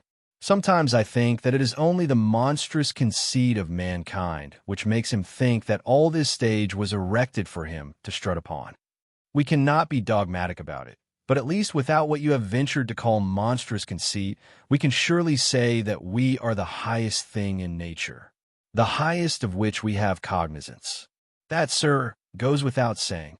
Think of all the millions and possibly billions of years that the earth swung empty through space, or if not empty, at least without a sign or thought of the human race. Think of it, washed by the rain and scorched by the sun, and swept by the wind for those unnumbered ages. Man only came into being yesterday, so far as geological time goes. Why, then, should it be taken for granted that all this stupendous preparation was for his benefit? For whose then, or for what? Summerlee shrugged his shoulders. How can we tell? For some reason altogether beyond our conception, and man may have been a mere accident, a byproduct evolved in the process. It is as if the scum upon the surface of the ocean imagined that the ocean was created in order to produce and sustain it, or a mouse in a cathedral thought that the building was its own proper ordained residence. I have jotted down the very words of their argument, but now it degenerates into a mere noisy wrangle with much polysyllabic scientific jargon upon each side. It is no doubt a privilege to hear two such brains discuss the highest questions, but as they are in perpetual disagreement, plain folk like Lord John and I get little that is positive from the exhibition. They neutralize each other, and we are left as they found us. Now, the hubbub has ceased, and Summerlee is coiled up in his chair, while Challenger, still fingering the screws of his microscope, is keeping up a continual low, deep, inarticulate growl like the sea after a storm. Lord John comes over to me, and we look out together into the night. There is a pale new moon, the last moon that human eyes will ever rest upon, and the stars are most brilliant. Even in the clear plateau air of South America, I have never seen them brighter. Possibly this etheric change has some effect upon light. The funeral pyre of Brighton is still blazing, and there is a very distant patch of scarlet in the western sky, which may mean trouble at Arundel or Chichester, possibly even at Portsmouth. I sit and muse and make an occasional note. There's a sweet melancholy in the air, youth and beauty and chivalry and love. Is this to be the end of it all?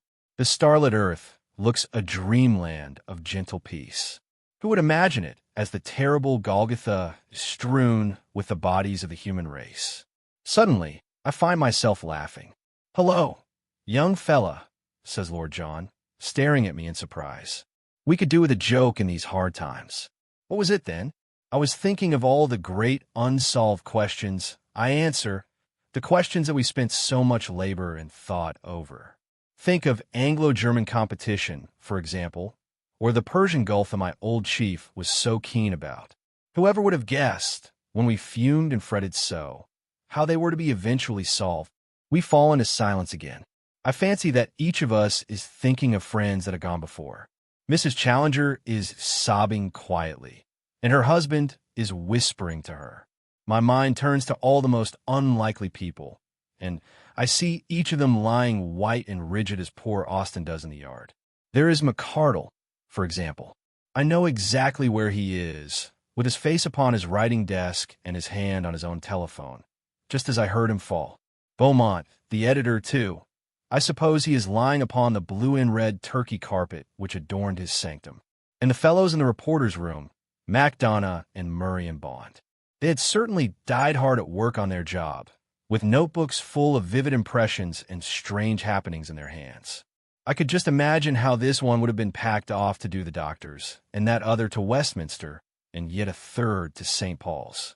What glorious rows of headlines they must have seen as a last vision beautiful, never destined to materialize in printer's ink.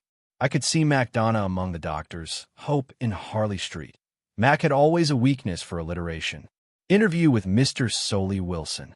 Famous specialist says never despair.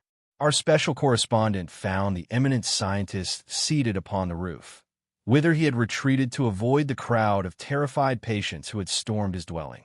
With a manner which plainly showed his appreciation of the immense gravity of the occasion, the celebrated physician refused to admit that every avenue of hope had been closed. That's how Mac would start. Then there was Bond. He would probably do St. Paul's. He fancied his own literary touch. My word, what a theme for him! Standing in a little gallery under the dome, and looking down upon that packed mass of despairing humanity, groveling at this last instant before a power which they had so persistently ignored, there rose to my ears from the swaying crowd such a low moan of entreaty and terror, such a shuddering cry for help to the unknown, that, and so forth. Yes, it would be a great end for a reporter, though, like myself, he would die with the treasures still unused. What would Bond not give, poor chap, to see J.H.B. at the foot of a column like that? But why at drivel I am writing? It is just an attempt to pass the weary time. Mrs. Challenger has gone to the inner dressing room, and the professor says that she is asleep. He is making notes and consulting books at the central table, as calmly as if years of placid work lay before him. He writes with a very noisy quill pen, which seems to be screeching scorn at all who disagree with him. Summerlee has dropped off in his chair and gives from time to time a peculiarly exasperating snore. Lord John lies back with his hands in his pockets and his eyes closed. How people can sleep under such conditions is more than I can imagine. 3:30 a.m. I have just wakened with a start. It was 5 minutes past 11 when I made my last entry. I remember winding on my watch and noting the time. So I have wasted some 5 hours out of the little span still left to us. Who would have believed it possible? But I feel very much fresher and ready for my fate, or try to persuade myself that I am. And yet, the fitter a man is, and the higher his tide of life, the more must he shrink from death. How wise and how merciful is that provision of nature by which his earthly anchor is usually loosened by many little imperceptible tugs, until his consciousness has drifted out of its untenable earthly harbor into the great sea beyond. Mrs. Challenger is still in the dressing room. Challenger has fallen asleep in his chair. What a picture! His enormous frame leans back. His huge, hairy hands are clasped across his waistcoat, and his head is so tilted that I can see nothing above his collar save a tangled bristle of luxuriant beard. He shakes with the vibration of his own snoring. Summerlee adds his occasional high tenor to Challenger's sonorous bass. Lord John is sleeping also, his long body doubled up sideways in a basket chair. The first cold light of dawn is just stealing into the room, and everything is gray and mournful. I look out at the sunrise, that fateful sunrise which will shine upon an unpeopled world. The human race is gone, extinguished in a day, but the planets swing round and the tides rise or fall, and the wind whispers, and all nature goes her way, down, as it would seem, to the very amoeba, with never a sign that he who styled himself the Lord of creation had ever blessed or cursed the universe with his presence. Down in the yard lies Austin with sprawling limbs, his face glimmering white in the dawn, and the hose nozzle still projecting from his dead hand. The whole of humankind is typified in that one half-ludicrous and half-pathetic figure, lying so helpless beside the machine which it used to control. Here, in the notes which I made at the time, henceforward events were too swift and too poignant to allow me to write, but they are too clearly outlined in my memory that any detail could escape me. Some chokiness in my throat made me look at the oxygen cylinders, and I was startled at what I saw. The sands of our lives were running very low. At some period in the night, Challenger had switched the tube from the third to the fourth cylinder. Now it was clear that this also was nearly exhausted. That horrible feeling of constriction was closing in upon me. I ran across, and unscrewing the nozzle, I changed it to our last supply. Even as I did, so my conscience pricked me, for I felt that perhaps if I had held my hand, all of them might have passed in their sleep. The thought was banished, however, by the voice of the lady from the inner room, crying, "George, George, I am stifling." "It is all right, Mrs. Challenger," I answered as the others started to their feet. "I have just turned on a fresh supply." Even at such a moment, I could not help smiling at Challenger, who with a great hairy fist in each, I was like a huge, bearded baby, new wakened out of sleep. Summerlee was shivering like a man with the ague, human fears, as he realized his position, rising for an instant above the stoicism of the man of science. Lord John, however, was as cool and alert as if he had just been roused on a hunting morning. "Fifthly and lastly," said he, glancing at the tube, "say, young fella, don't tell me you've been writing up your impressions in that paper on your knee. Just a few notes to pass the time. Well, I don't believe anyone but an Irishman would have done that. I expect you'll have to wait till little brother Amoeba gets grown up before you'll find reader. He don't seem to take much stock of things, just at present." "Well, her professor, what are the prospects?" Challenger was looking out at the great drifts of morning mist which lay over the landscape. Here and there the wooded hills rose like conical islands out of this woolly sea. "It might be a winding sheet," said Mrs. Challenger, who had entered in her dressing gown. "There's that song of yours, George, 'Ring out the old, ring in the new.' It was prophetic. But you are shivering, my poor dear friends. I have been warm under a coverlet all night, and you cold in your chairs. But I'll soon set you right." The brave little creature hurried away, and presently we heard the sizzling of a kettle. She was back soon with 5 steaming cups of cocoa upon a tray. "Drink these," said she. "You will feel so much better." And we did. Summerlee asked if he might light his pipe, and we all had cigarettes. It steadied our nerves, I think, but it was a mistake, for it made a dreadful atmosphere in that stuffy room. Challenger had to open the ventilator. "How long, Challenger?" asked Lord John. "Possibly 3 hours," he answered with a shrug. "I used to be frightened," said his wife. "But the nearer I get to it, the easier it seems. Don't you think we ought to pray, George?" "You will pray, dear, if you wish," the big man answered very gently. "We all have our own ways of praying. Mine is a complete acquiescence in whatever fate may send me, a cheerful acquiescence. The highest religion and the highest science seem to unite on that. I cannot truthfully describe my mental attitude as acquiescence, and far less cheerful acquiescence," grumbled Summerlee over his pipe. "I submit because I have to. I confess that I should have liked another year of life to finish my classification of the chalk fossils." "Your unfinished work is a small thing," said Challenger pompously, "when weighed against the fact that my own magnum opus, the ladder of life, is still in the first stages. My brain, my reading, my experience, in fact, my whole unique equipment, were to be condensed into that epic-making volume. And yet, as I say, I acquiesce." "I expect we've all left some loose ends sticking out," said Lord John. "Where yours, young fella?" "I was working at a book of verses," I answered. "Well, the world has escaped that. Anyhow," said Lord John, "there's always compensation somewhere if you grope around." "What about you?" I asked. "Well, it just so happens that I was tidied up and ready. I promised Marivalli to go to Tibet for a snow leopard in the spring. But it's hard on you, Mrs. Challenger, when you have just built up this pretty home. Where George is, there's my home. But oh, what would I not give for one last walk together in the fresh morning air upon those beautiful downs? Our hearts re-echoed her words. The sun had burst through the gauzy mists which veiled it, and the whole broad weald was washed in golden light. Sitting in our dark and poisonous atmosphere, that glorious, clean, windswept countryside seemed a very dream of beauty. Mrs. Challenger held her hand stretched out to it in her longing. We drew up chairs and sat in a semicircle in the window.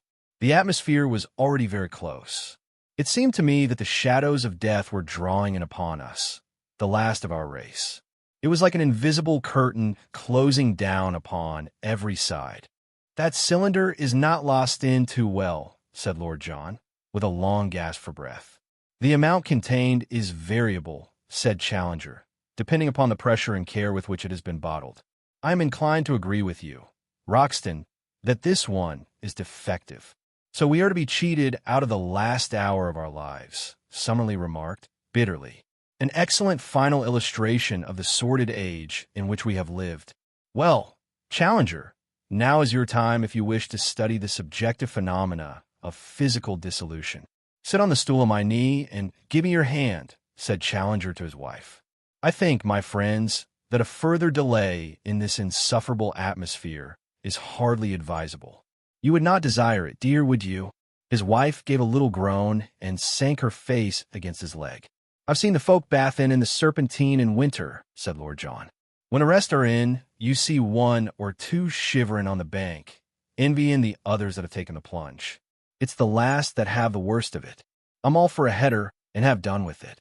You would open the window and face the ether. Better be poisoned than stifled." Summerlee nodded his reluctant acquiescence and held out his thin hand to Challenger. "We've had our quarrels in our time, but that's all over," said he. "We were good friends and had a respect for each other under the surface. Goodbye." "Goodbye, young fella," said Lord John. "The window's plastered up. You can't open it." Challenger stooped and raised his wife, pressing her to his breast, while she threw her arms round his neck. "Give me that field glass, Malone," said he gravely. I handed it to him. "Into the hands of the power that made us we render ourselves again," he shouted in his voice of thunder, and at the words he hurled the field glass through the window.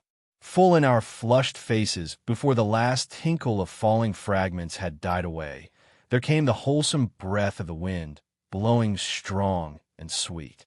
I don't know how long we sat in amazed silence. Then, as in a dream, I heard Challenger's voice once more. "We are back in normal conditions," he cried. "The world has cleared the poison belt, but we alone of all mankind are saved." Chapter 5. The Dead World. I remember that we all sat gasping in our chairs, with that sweet, wet southwestern breeze, fresh from the sea, flapping the muslin curtains and cooling our flushed faces. I wonder how long we sat. None of us afterwards could agree at all upon that point. We were bewildered, stunned, semi-conscious. We had all braced our courage for death, but this fearful and sudden new fact, that we must continue to live after we had survived the race to which we belonged, struck us with the shock of a physical blow and left us prostrate. Then gradually the suspended mechanism began to move once more. The shuttles of memory worked. Ideas weaved themselves together in our minds. We saw, with vivid, merciless clearness, the relations between the past, the present, and the future, the lives that we had led and the lives which we would have to live. Our eyes turned in silent horror upon those of our companions and found the same answering look in theirs. Instead of the joy which men might have been expected to feel who had so narrowly escaped an imminent death, a terrible wave of darkest depression submerged us. Everything on earth that we loved had been washed away into the great, infinite, unknown ocean, and here were we marooned upon this desert island of a world, without companions, hopes, or aspirations. A few years skulking like jackals among the graves of the human race, and then our own belated and lonely end would come. "It's dreadful, George, dreadful," the lady cried in an agony of sobs. "If we had only passed with the others. Oh, why did you save us? I feel as if it is we that are dead and everyone else alive." Challenger's great eyebrows were drawn down in concentrated thought, while his huge, hairy paw closed upon the outstretched hand of his wife. I had observed that she always held out her arms to him in trouble as a child would to its mother. Without being a fatalist to the point of non-resistance, said he, I have always found that the highest wisdom lies in an acquiescence with the actual.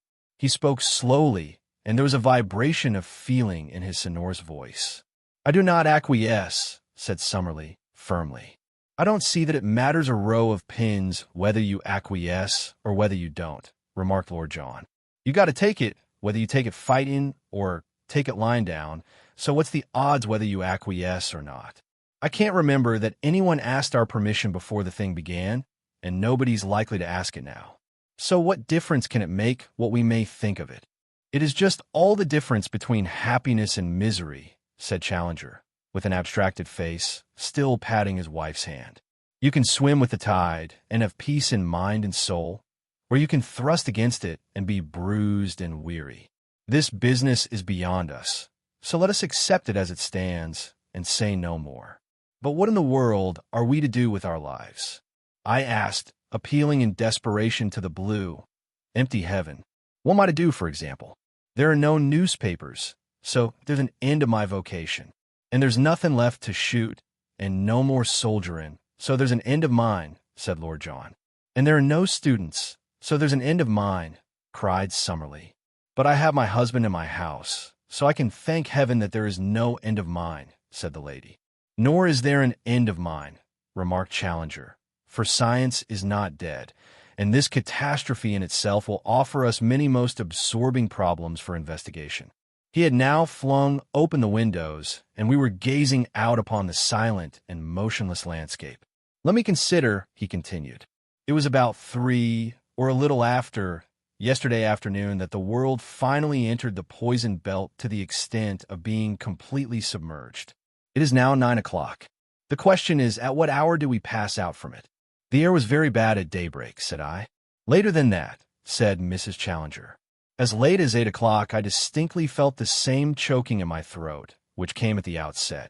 Then we shall say that it passed just after 8 o'clock.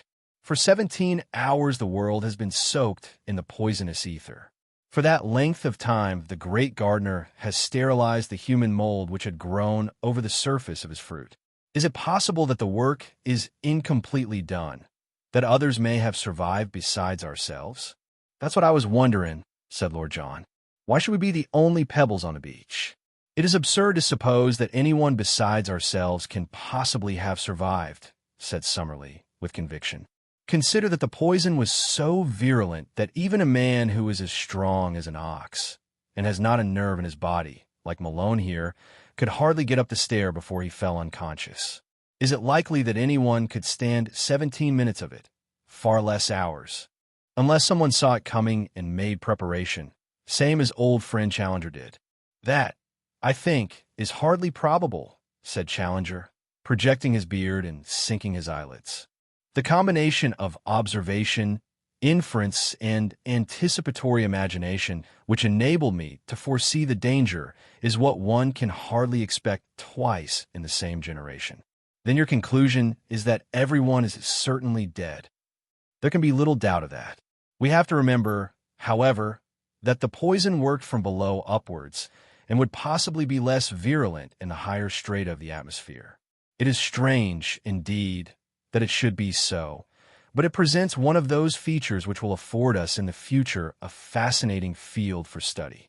One could imagine, therefore, that if one had to search for survivors, one would turn one's eyes with best hopes of success to some Tibetan village or some alpine farm, many thousands of feet above the sea level. Well, considering that there are no railroads and no steamers, you might as well talk about survivors in the moon, said Lord John. But what I'm a skim myself is whether it's really over or whether it's only half-time. Summerlee craned his neck to look round the horizon. It seems clear and fine, said he, in a very dubious voice, but so it did yesterday. I am by no means assured that it is all over. Challenger shrugged his shoulders. We must come back once more to our fatalism, said he. If the world has undergone this experience before, which is not outside the range of possibility, it was certainly a very long time ago. Therefore, we may reasonably hope that it will be very long before it occurs again. That's all very well, said Lord John. But if you get an earthquake shock, you are mighty likely to have a second one right on the top of it. I think we'd be wise to stretch our legs and have a breath of air while we have the chance. Since our oxygen is exhausted, we may just as well be caught outside as in. It was strange the absolute lethargy which had come upon us as a reaction after our tremendous emotions of the last 24 hours. It was both mental and physical, a deep-lying feeling that nothing mattered and that everything was a weariness and a profitless exertion. Even Challenger had succumbed to it and sat in his chair with his great head leaning upon his hands and his thoughts far away until Lord John and I, catching him by each arm, fairly lifted him onto his feet, receiving only the glare and growl of an angry mastiff for our trouble. However, once we had got out of our narrow haven of refuge into the wider atmosphere of everyday life, our normal energy came gradually back to us once more. But what were we to begin to do in that graveyard of a world? Could ever men have been faced with such a question since the dawn of time? It is true that our own physical needs, and even our luxuries, were assured for the future. All the stores of food, all the vintages of wine, all the treasures of art were ours for the taking. But what were we to do? Some few tasks appealed to us at once, since they lay ready to our hands. We descended into the kitchen and laid the two domestics upon their respective beds. They seemed to have died without suffering, one in the chair by the fire, the other upon the scullery floor. Then we carried in poor Austin from the yard. His muscles were set as hard as a board in the most exaggerated rigor mortis, while the contraction of the fibers had drawn his mouth into a hard, sardonic grin. This symptom was prevalent among all who had died from the poison.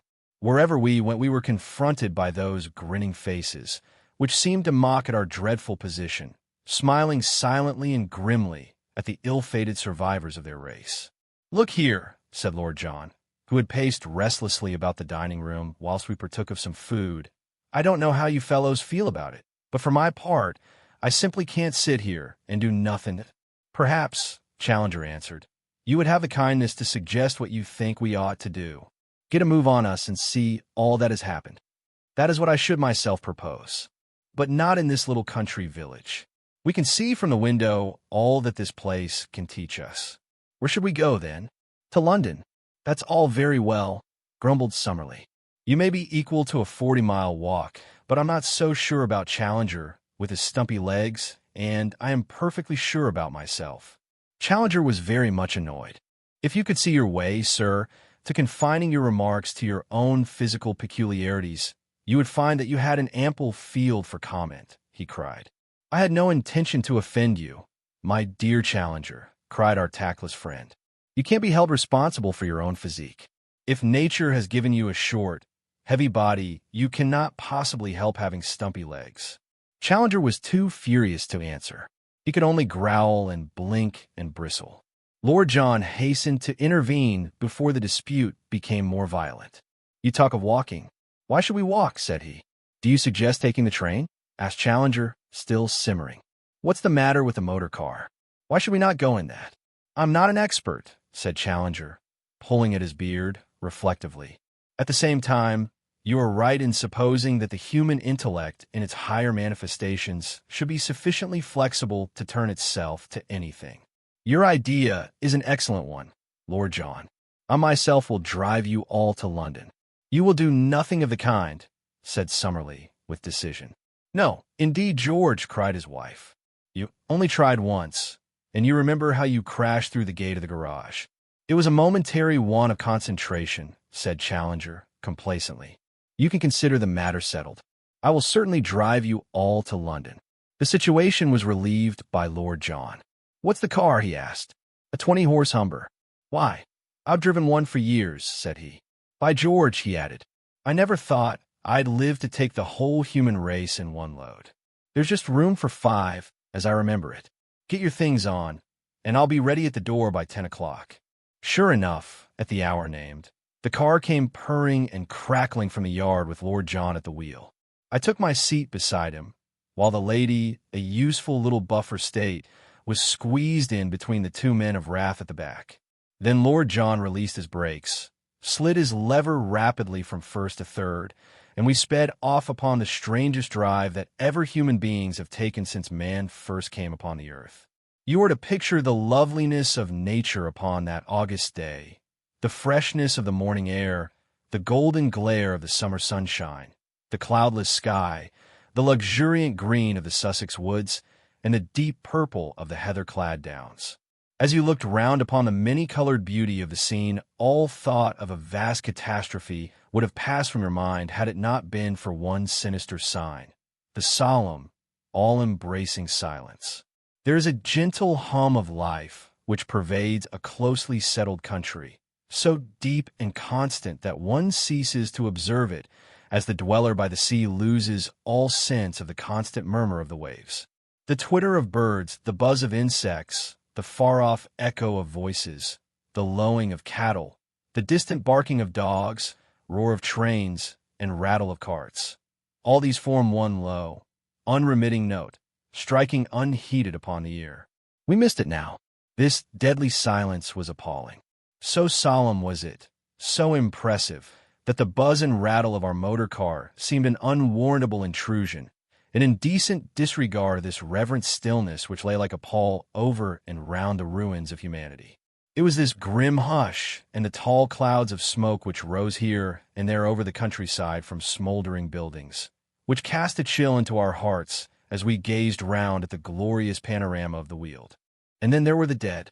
At first, those endless groups of drawn and grinning faces filled us with a shuddering horror. So vivid and mordant was the impression that I can live over again that slow descent of the station hill, the passing by the nurse girl with the two babes, the sight of the old horse on his knees between the shafts, the cabin twisted across his seat, and the young man inside with his hand upon the open door in the very act of springing out. Lower down were 6 reapers, all in a litter, their limbs crossing, their dead, unwinking eyes gazing upwards at the glare of heaven. These things I see as in a photograph. But soon, by the merciful provision of nature, the overexcited nerve ceased to respond. The very vastness of the horror took away from its personal appeal. Individuals merged into groups, groups into crowds, crowds into a universal phenomenon which one soon accepted as the inevitable detail of every scene. Only here and there, where some particularly brutal or grotesque incident caught the attention, did the mind come back with a sudden shock to the personal and human meaning of it all. Above all, there was the fate of the children. That, I remember, filled us with the strongest sense of intolerable injustice. We could have wept, Mrs. Challenger did weep, when we passed a great council school and saw the long trail of tiny figures scattered down the road which led from it. They had been dismissed by their terrified teachers and were speeding for their homes when the poison caught them in its net. Great numbers of people were at the open windows of the houses. In Tunbridge Wells, there was hardly one which had not its staring, smiling face. At the last instant, the need of air, that very craving for oxygen which we alone had been able to satisfy, had sent them flying to the window. The sidewalks, too, were littered with men and women, hatless and bonnetless, who had rushed out of the houses. Many of them had fallen in the roadway. It was a lucky thing that in Lord John we had found an expert driver, for it was no easy matter to pick one's way. Passing through the villages or towns, we could only go at a walking pace, and once, I remember, opposite the school at Tunbridge, we had to halt some time while we carried aside the bodies which blocked our path. A few small, definite pictures stand out in my memory from amid that long panorama of death upon the Sussex and Kentish high roads. One was that of a great, glittering motor car standing outside the inn at the village of Southborough. It bore, as I should guess, some pleasure party upon their return from Brighton or from Eastbourne. There were 3 gaily dressed women, all young and beautiful, one of them with a Peking spaniel upon her lap. With them were a rakish-looking elderly man and a young aristocrat, his eyeglass still in his eye, his cigarette burned down to the stub between the fingers of his begloved hand. Death must have come on them in an instant and fixed them as they sat, save that the elderly man had at the last moment torn out his collar in an effort to breathe They might all have been asleep. On one side of the car, a waiter with some broken glasses beside a tray was huddled near the step. On the other, two very ragged tramps, a man and a woman, lay where they had fallen, the man with his long, thin arms still outstretched, even as he had asked for alms in his lifetime. One instant of time had put aristocrat, waiter, tramp, and dog upon one common footing of inert and dissolving protoplasm. I remember another singular picture, some miles on the London side of Sevenoaks. There is a large convent upon the left, with a long, green slope in front of it. Upon this slope were assembled a great number of school children, all kneeling at prayer. In front of them was a fringe of nuns, and higher up the slope, facing towards them, a single figure whom we took to be the Mother Superior. Unlike the pleasure-seekers in the motor car, these people seemed to have had warning of their danger, and to have died beautifully together, the teachers and the taught, assembled for their last common lesson. My mind is still stunned by that terrific experience, and I grope vainly for means of expression by which I can reproduce the emotions which we felt. Perhaps it is best and wisest not to try, but merely to indicate the facts. Even Summerlee and Challenger were crushed, and we heard nothing of our companions behind us, save an occasional whimper from the lady. As to Lord John, he was too intent upon his wheel and the difficult task of threading his way along such roads to have time or inclination for conversation. One phrase he used with such wearisome iteration that it stuck in my memory, and at last almost made me laugh as a comment upon the day of doom. "Pretty doin's." What? That was his ejaculation as each fresh, tremendous combination of death and disaster displayed itself before us. "Pretty doin's." What? He cried as we descended the station hill at Rotherfield, and it was still pretty doin's. What? As we picked our way through a wilderness of death in the High Street of Lewisham and the Old Kent Road. It was here that we received a sudden and amazing shock. Out of the window of a humble corner house there appeared a fluttering handkerchief waving at the end of a long, thin human arm. Never had the sight of unexpected death caused our hearts to stop and then throb so wildly as did this amazing indication of life. Lord John ran the motor to the curb, and in an instant we had rushed through the open door of the house and up the staircase to the second-floor front room from which the signal proceeded. A very old lady sat in a chair by the open window, and close to her, laid across a second chair, was a cylinder of oxygen, smaller, but of the same shape as those which had saved our own lives. She turned her thin, drawn, bespectacled face towards us as we crowded in at the doorway. "I fear that I was abandoned here forever," said she, "for I am an invalid and cannot stir." "Well, madam," Challenger answered, "it is a lucky chance that we happen to pass." "I have one all-important question to ask you," said she. "Gentlemen, I beg that you will be frank with me. What effect will these events have upon London and Northwestern Railway shares?" We should have laughed had it not been for the tragic eagerness with which she listened for our answer. Mrs. Burston, for that was her name, was an aged widow whose whole income depended upon a small holding of this stock. Her life had been regulated by the rise or fall of the dividend, and she could form no conception of existence save as it was affected by the quotation of her shares. In vain we pointed out to her that all the money in the world was hers for the taking, and was useless when taken. Her old mind would not adapt itself to the new idea, and she wept loudly over her vanished stock. "It was all I had," she wailed. "If that is gone, I may as well go too." Amid her lamentations, we found out how this frail old plant had lived where the whole great forest had fallen. She was a confirmed invalid and an asthmatic. Oxygen had been prescribed for her malady, and a tube was in her room at the moment of the crisis. She had naturally inhaled some, as had been her habit when there was a difficulty with her breathing. It had given her relief, and by doling out her supply, she had managed to survive the night. Finally, she had fallen asleep and been awakened by the buzz of our motor car. As it was impossible to take her on with us, we saw that she had all necessaries of life and promised to communicate with her in a couple of days at the latest. So we left her, still weeping bitterly over her vanished stock. As we approached the Thames, the block in the streets became thicker and the obstacles more bewildering. It was with difficulty that we made our way across London Bridge. The approaches to it upon the Middlesex side were choked from end to end with frozen traffic, which made all further advance in that direction impossible.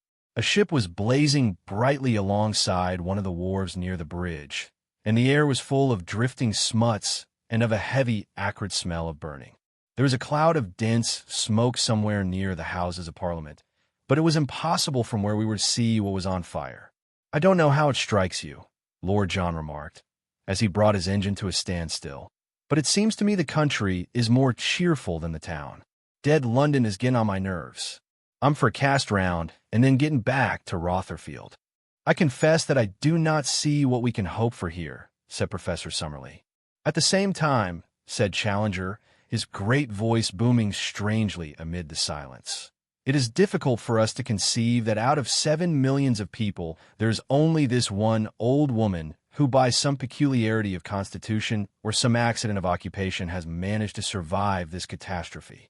If there should be others, how can we hope to find them, George?" asked the lady. "And yet I agree with you that we cannot go back until we have tried." Getting out of the car and leaving it by the curb, we walked with some difficulty along the crowded pavement of King William Street and entered the open door of a large insurance office.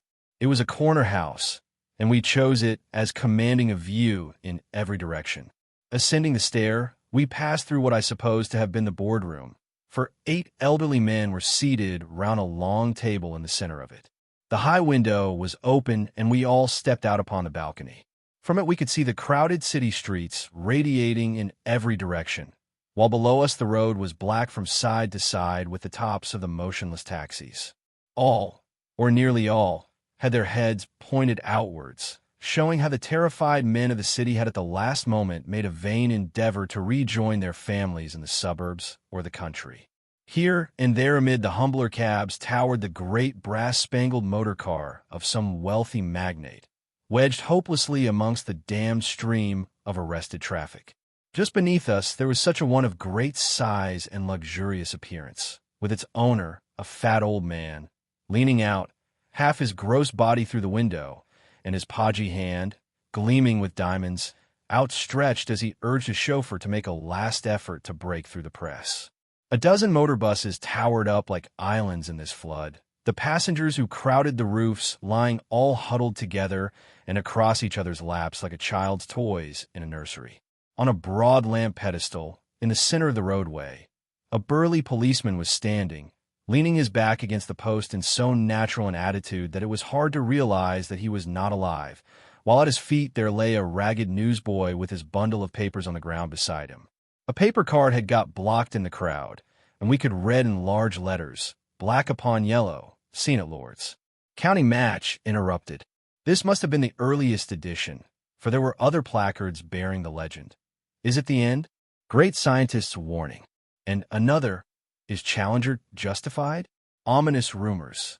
Challenger pointed the latter placard out to his wife, as it thrust itself like a banner above the throng. I could see him throw out his chest and stroke his beard as he looked at it. It pleased and flattered that complex mind to think that London had died with his name and his words still present in their thoughts. His feelings were so evident that they aroused the sardonic comment of his colleague. "In the limelight to the last, Challenger," he remarked. "So if it would appear," he answered complacently. "Well," he added, as he looked down the long vista of the radiating streets, all silent and all choked up with death, "I really see no purpose to be served by our staying any longer in London. I suggest that we return at once to Rotherfield, and then take counsel as to how we shall most profitably employ the years which lie before us. Only one other picture shall I give of the scenes which we carried back in our memories from the dead city. It is a glimpse which we had of the interior of the old church of St. Mary's, which is at the very point where our car was awaiting us. Picking our way among the prostrate figures upon the steps, we pushed open the swing door and entered. It was a wonderful sight. The church was crammed from end to end with kneeling figures in every posture of supplication and abasement.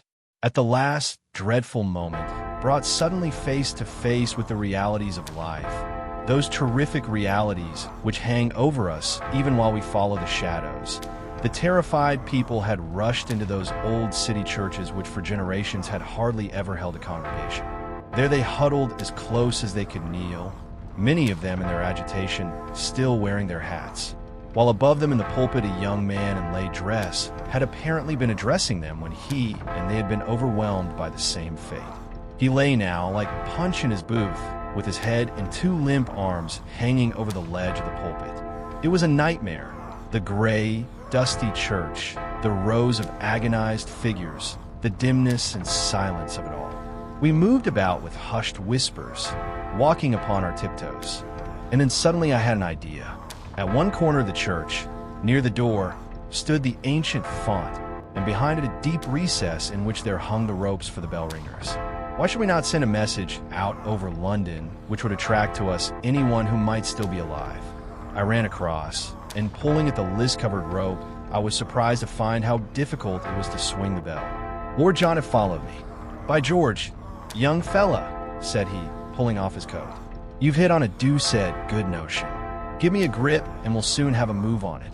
But even then, so heavy was the bell that it was not until Challenger and Summerlee had added their weight to ours that we heard the roaring and clanging above our heads, which told us that the great clapper was ringing out its music. Far over dead London resounded our message of comradeship and hope to any fellow man surviving. It cheered our own hearts, that strong, metallic call, and we turned the more earnestly to our work, dragged 2 feet off the earth with each upward jerk of the rope, but all straining together on the downward heave.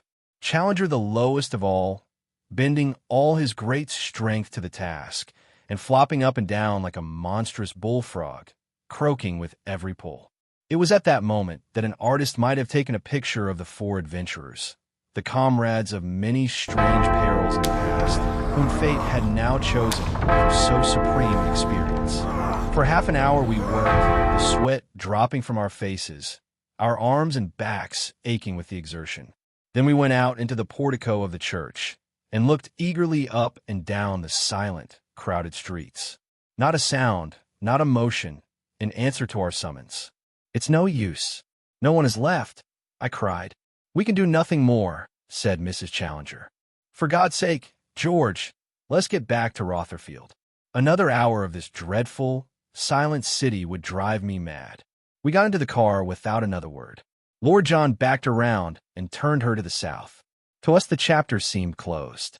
Little did we foresee the strange new chapter which was to open. Chapter 6. The Great Awakening. And now I come to the end of this extraordinary incident, so overshadowing in its importance, not only in our own small, individual lives, but in the general history of the human race. As I said when I began my narrative, when that history comes to be written, this occurrence will surely stand out among all other events like a mountain towering among its foothills. Our generation has been reserved for a very special fate, since it has been chosen to experience so wonderful a thing. How long its effect may last, how long mankind may preserve the humility and reverence which this great shock has taught it, can only be shown by the future. I think it is safe to say that things can never be quite the same again. Never can one realize how powerless and ignorant one is, and how one is upheld by an unseen hand, until for an instant that hand has seemed to close and to crush. Death has been imminent upon us. We know that at any moment it may be again. That grim presence shadows our lives. But who can deny that in that shadow the sense of duty, the feeling of sobriety and responsibility, the appreciation of the gravity and of the objects of life, the earnest desire to develop and improve, have grown and become real with us to a degree that has leavened our whole society from end to end? It is something beyond sex and beyond dogmas. It is rather an alteration of perspective, a shifting of our sense of proportion, a vivid realization that we are insignificant and evanescent creatures, existing on sufferance and at the mercy of the first chill wind from the unknown. But if the world has grown graver with this knowledge, it is not, I think, a sadder place in consequence. Surely we are agreed that the more sober and restrained pleasures of the present are deeper as well as wiser than the noisy, foolish hustle which passed so often for enjoyment in the days of old. Days so recent, and yet already so inconceivable. Those empty lives which were wasted in aimless visiting and being visited, in the worry of great and unnecessary households, in the arranging and eating of elaborate and tedious meals, have now found rest and health in the reading. The music, the gentle family communion, which comes from a simpler and saner division of their time. With greater health and greater pleasure, they are richer than before, even after they have paid those increased contributions to the common fund, which have so raised the standard of life in these islands. There is some clash of opinion as to the exact hour of the Great Awakening. It is generally agreed that, apart from the difference of clocks, there may have been local causes which influenced the action of the poison. Certainly, in each separate district the resurrection was practically simultaneous. There are numerous witnesses that Big Ben pointed to 10 minutes past 6 at the moment. The Astronomer Royal has fixed the Greenwich time at 12 past 6. On the other hand, Laird Johnson, a very capable East Anglia observer, has recorded 6:20 as the hour. In the Hebrides, it was as late as 7. In our own case, there can be no doubt whatever, for I was seated in Challenger's study with his carefully tested chronometer in front of me at the moment. The hour was 6:15. An enormous depression was weighing upon my spirits. The cumulative effect of all the dreadful sights which we had seen upon our journey was heavy upon my soul. With my abounding animal health and great physical energy, any kind of mental clouding was a rare event. I had the Irish faculty of seeing some gleam of humor in every darkness. But now the obscurity was appalling and unrelieved. The others were downstairs making their plans for the future. I sat by the open window, my chin resting upon my hand, and my mind absorbed in the misery of our situation. Could we continue to live? That was the question which I had begun to ask myself. Was it possible to exist upon a dead world? Just as in physics the greater body draws to itself the lesser, would we not feel an overpowering attraction from that vast body of humanity which had passed into the unknown? How would the end come? Would it be from a return of the poison? Or would the earth be uninhabitable from the mephitic products of universal decay? Or, finally, might our awful situation prey upon and unbalance our minds? A group of insane folk upon a dead world. My mind was brooding upon this last dreadful idea when some slight noise caused me to look down upon the road beneath me. The old cab horse was coming up the hill. I was conscious at the same instant of the twittering of birds, of someone coughing in the yard below, and of a background of movement in the landscape. And yet I remember that it was that absurd, emaciated, superannuated cab horse which held my gaze. Slowly and wheezily it was climbing the slope. Then my eye traveled to the driver, sitting hunched up upon the box, and finally to the young man who was leaning out of the window in some excitement and shouting a direction. They were all indubitably, aggressively alive. Everybody was alive once more. Had it all been a delusion? Was it conceivable that this whole poison belt incident had been an elaborate dream? For an instant my startled brain was really ready to believe it. Then I looked down, and there was the rising blister on my hand, where it was frayed by the rope of the city bell. It had really been so, then. And yet here was the world resuscitated. Here was life come back in an instant full tide to the planet. Now, as my eyes wandered all over the great landscape, I saw it in every direction, and moving, to my amazement, in the very same groove in which it had halted. There were the golfers. Was it possible that they were going on with their game? Yes, there was a fellow driving off from a tee, and that other group upon the green were surely putting for the hole. The reapers were slowly trooping back to their work. The nurse girl slapped one of her charges and then began to push the perambulator up the hill. Everyone had unconcernedly taken up the thread at the very point where they had dropped it. I rushed downstairs, but the hall door was open, and I heard the voices of my companions, loud in astonishment and congratulation in the yard. How we all shook hands and laughed as we came together, and how Mrs. Challenger kissed us all in her emotion, before she finally threw herself into the bear hug of her husband. "But they could not have been asleep," cried Lord John. "Dash it all, Challenger, you don't mean me to believe that those folk were asleep with their staring eyes and stiff limbs, and that awful death grin on their faces. "It can only have been the condition that is called catalepsy," said Challenger. "It has been a rare phenomenon in the past and has constantly been mistaken for death. While it endures, the temperature falls, the respiration disappears, the heartbeat is indistinguishable. In fact, it is death, save that it is evanescent. Even the most comprehensive mind," here he closed his eyes and simpered, "could hardly conceive a universal outbreak of it in this fashion."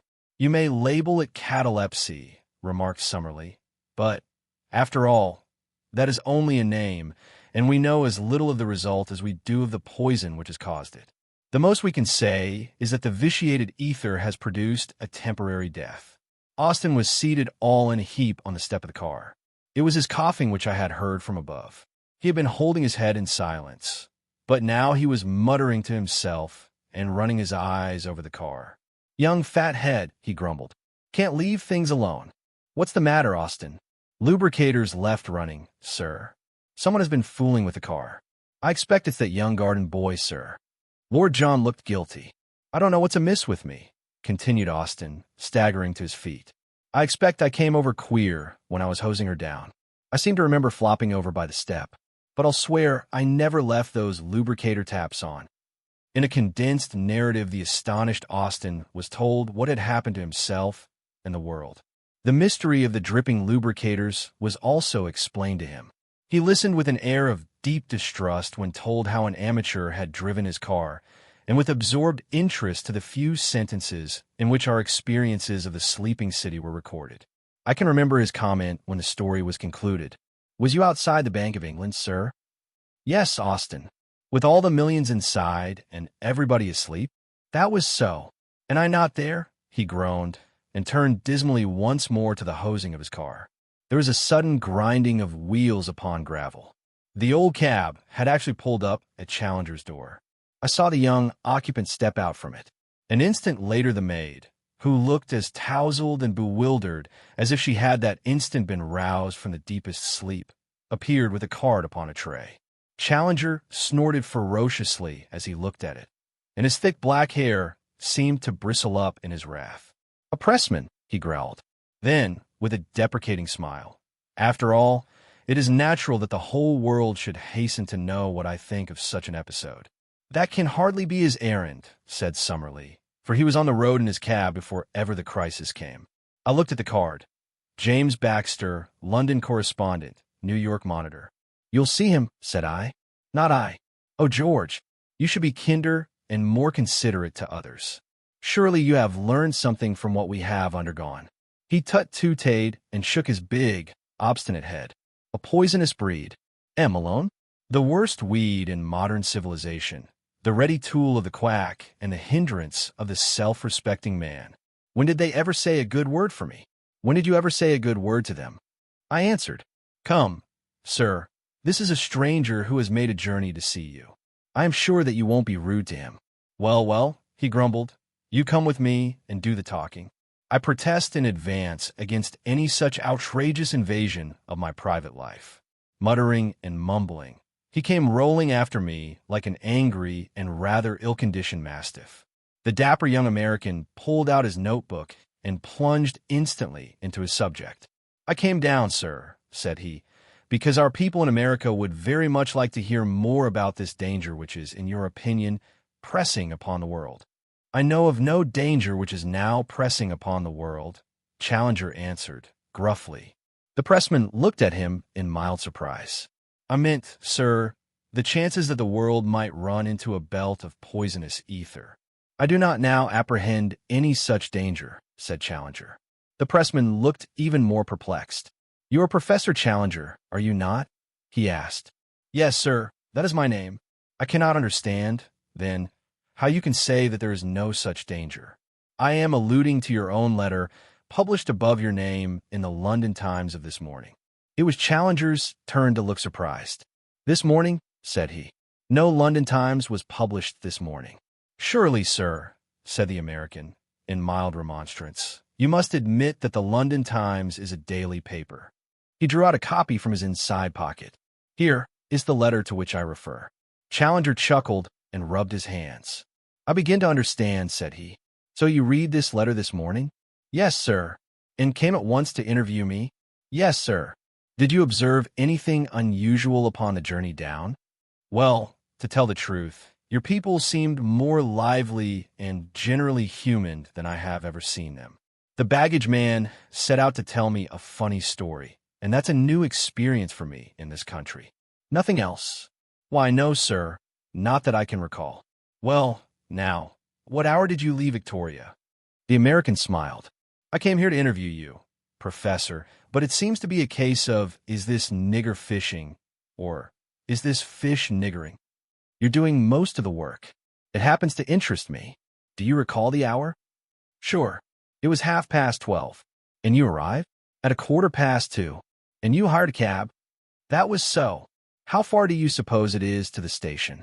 Well, I should reckon the best part of 2 miles. So how long do you think it took you?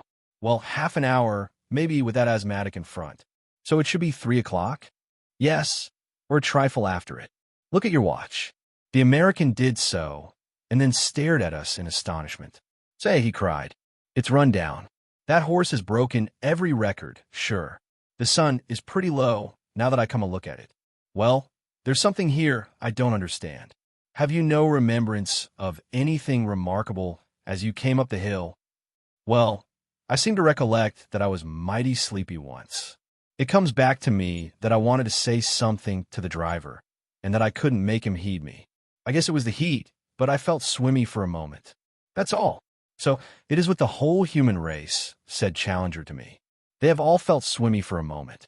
None of them have as yet any comprehension of what has occurred. Each will go on with his interrupted job, as Austin has snatched up his hosepipe, or the golfer continued his game. Your editor, Malone, will continue the issue of his papers, and very much amazed he will be at finding that an issue is missing. Yes, my young friend, he added, to the American reporter, with a sudden mood of amused geniality, it may interest you to know that the world has swum safely through the poisonous current which swirls like the Gulf Stream through the ocean of ether. You will also kindly note for your own future convenience that today is not Friday, August the 27th, but Saturday, August the 28th, and that you sat senseless in your cab for 28 hours upon the Rotherfield Hill. And right here, as my American colleague would say, I may bring this narrative to an end. It is, as you're probably aware, only a fuller and more detailed version of the account, which appeared in the Monday edition of the Daily Gazette, an account which has been universally admitted to be the greatest journalistic scoop of all time, which sold no fewer than 3.5 million copies of the paper. Framed upon the wall of my sanctum, I retain those magnificent headlines. 28 hours world coma. Unprecedented experience. Challenger justified. Our correspondent escapes. Enthralling narrative. The oxygen room. Weird motor drive. Dead London. Replacing the missing page. Great fires and loss of life. Will it recur?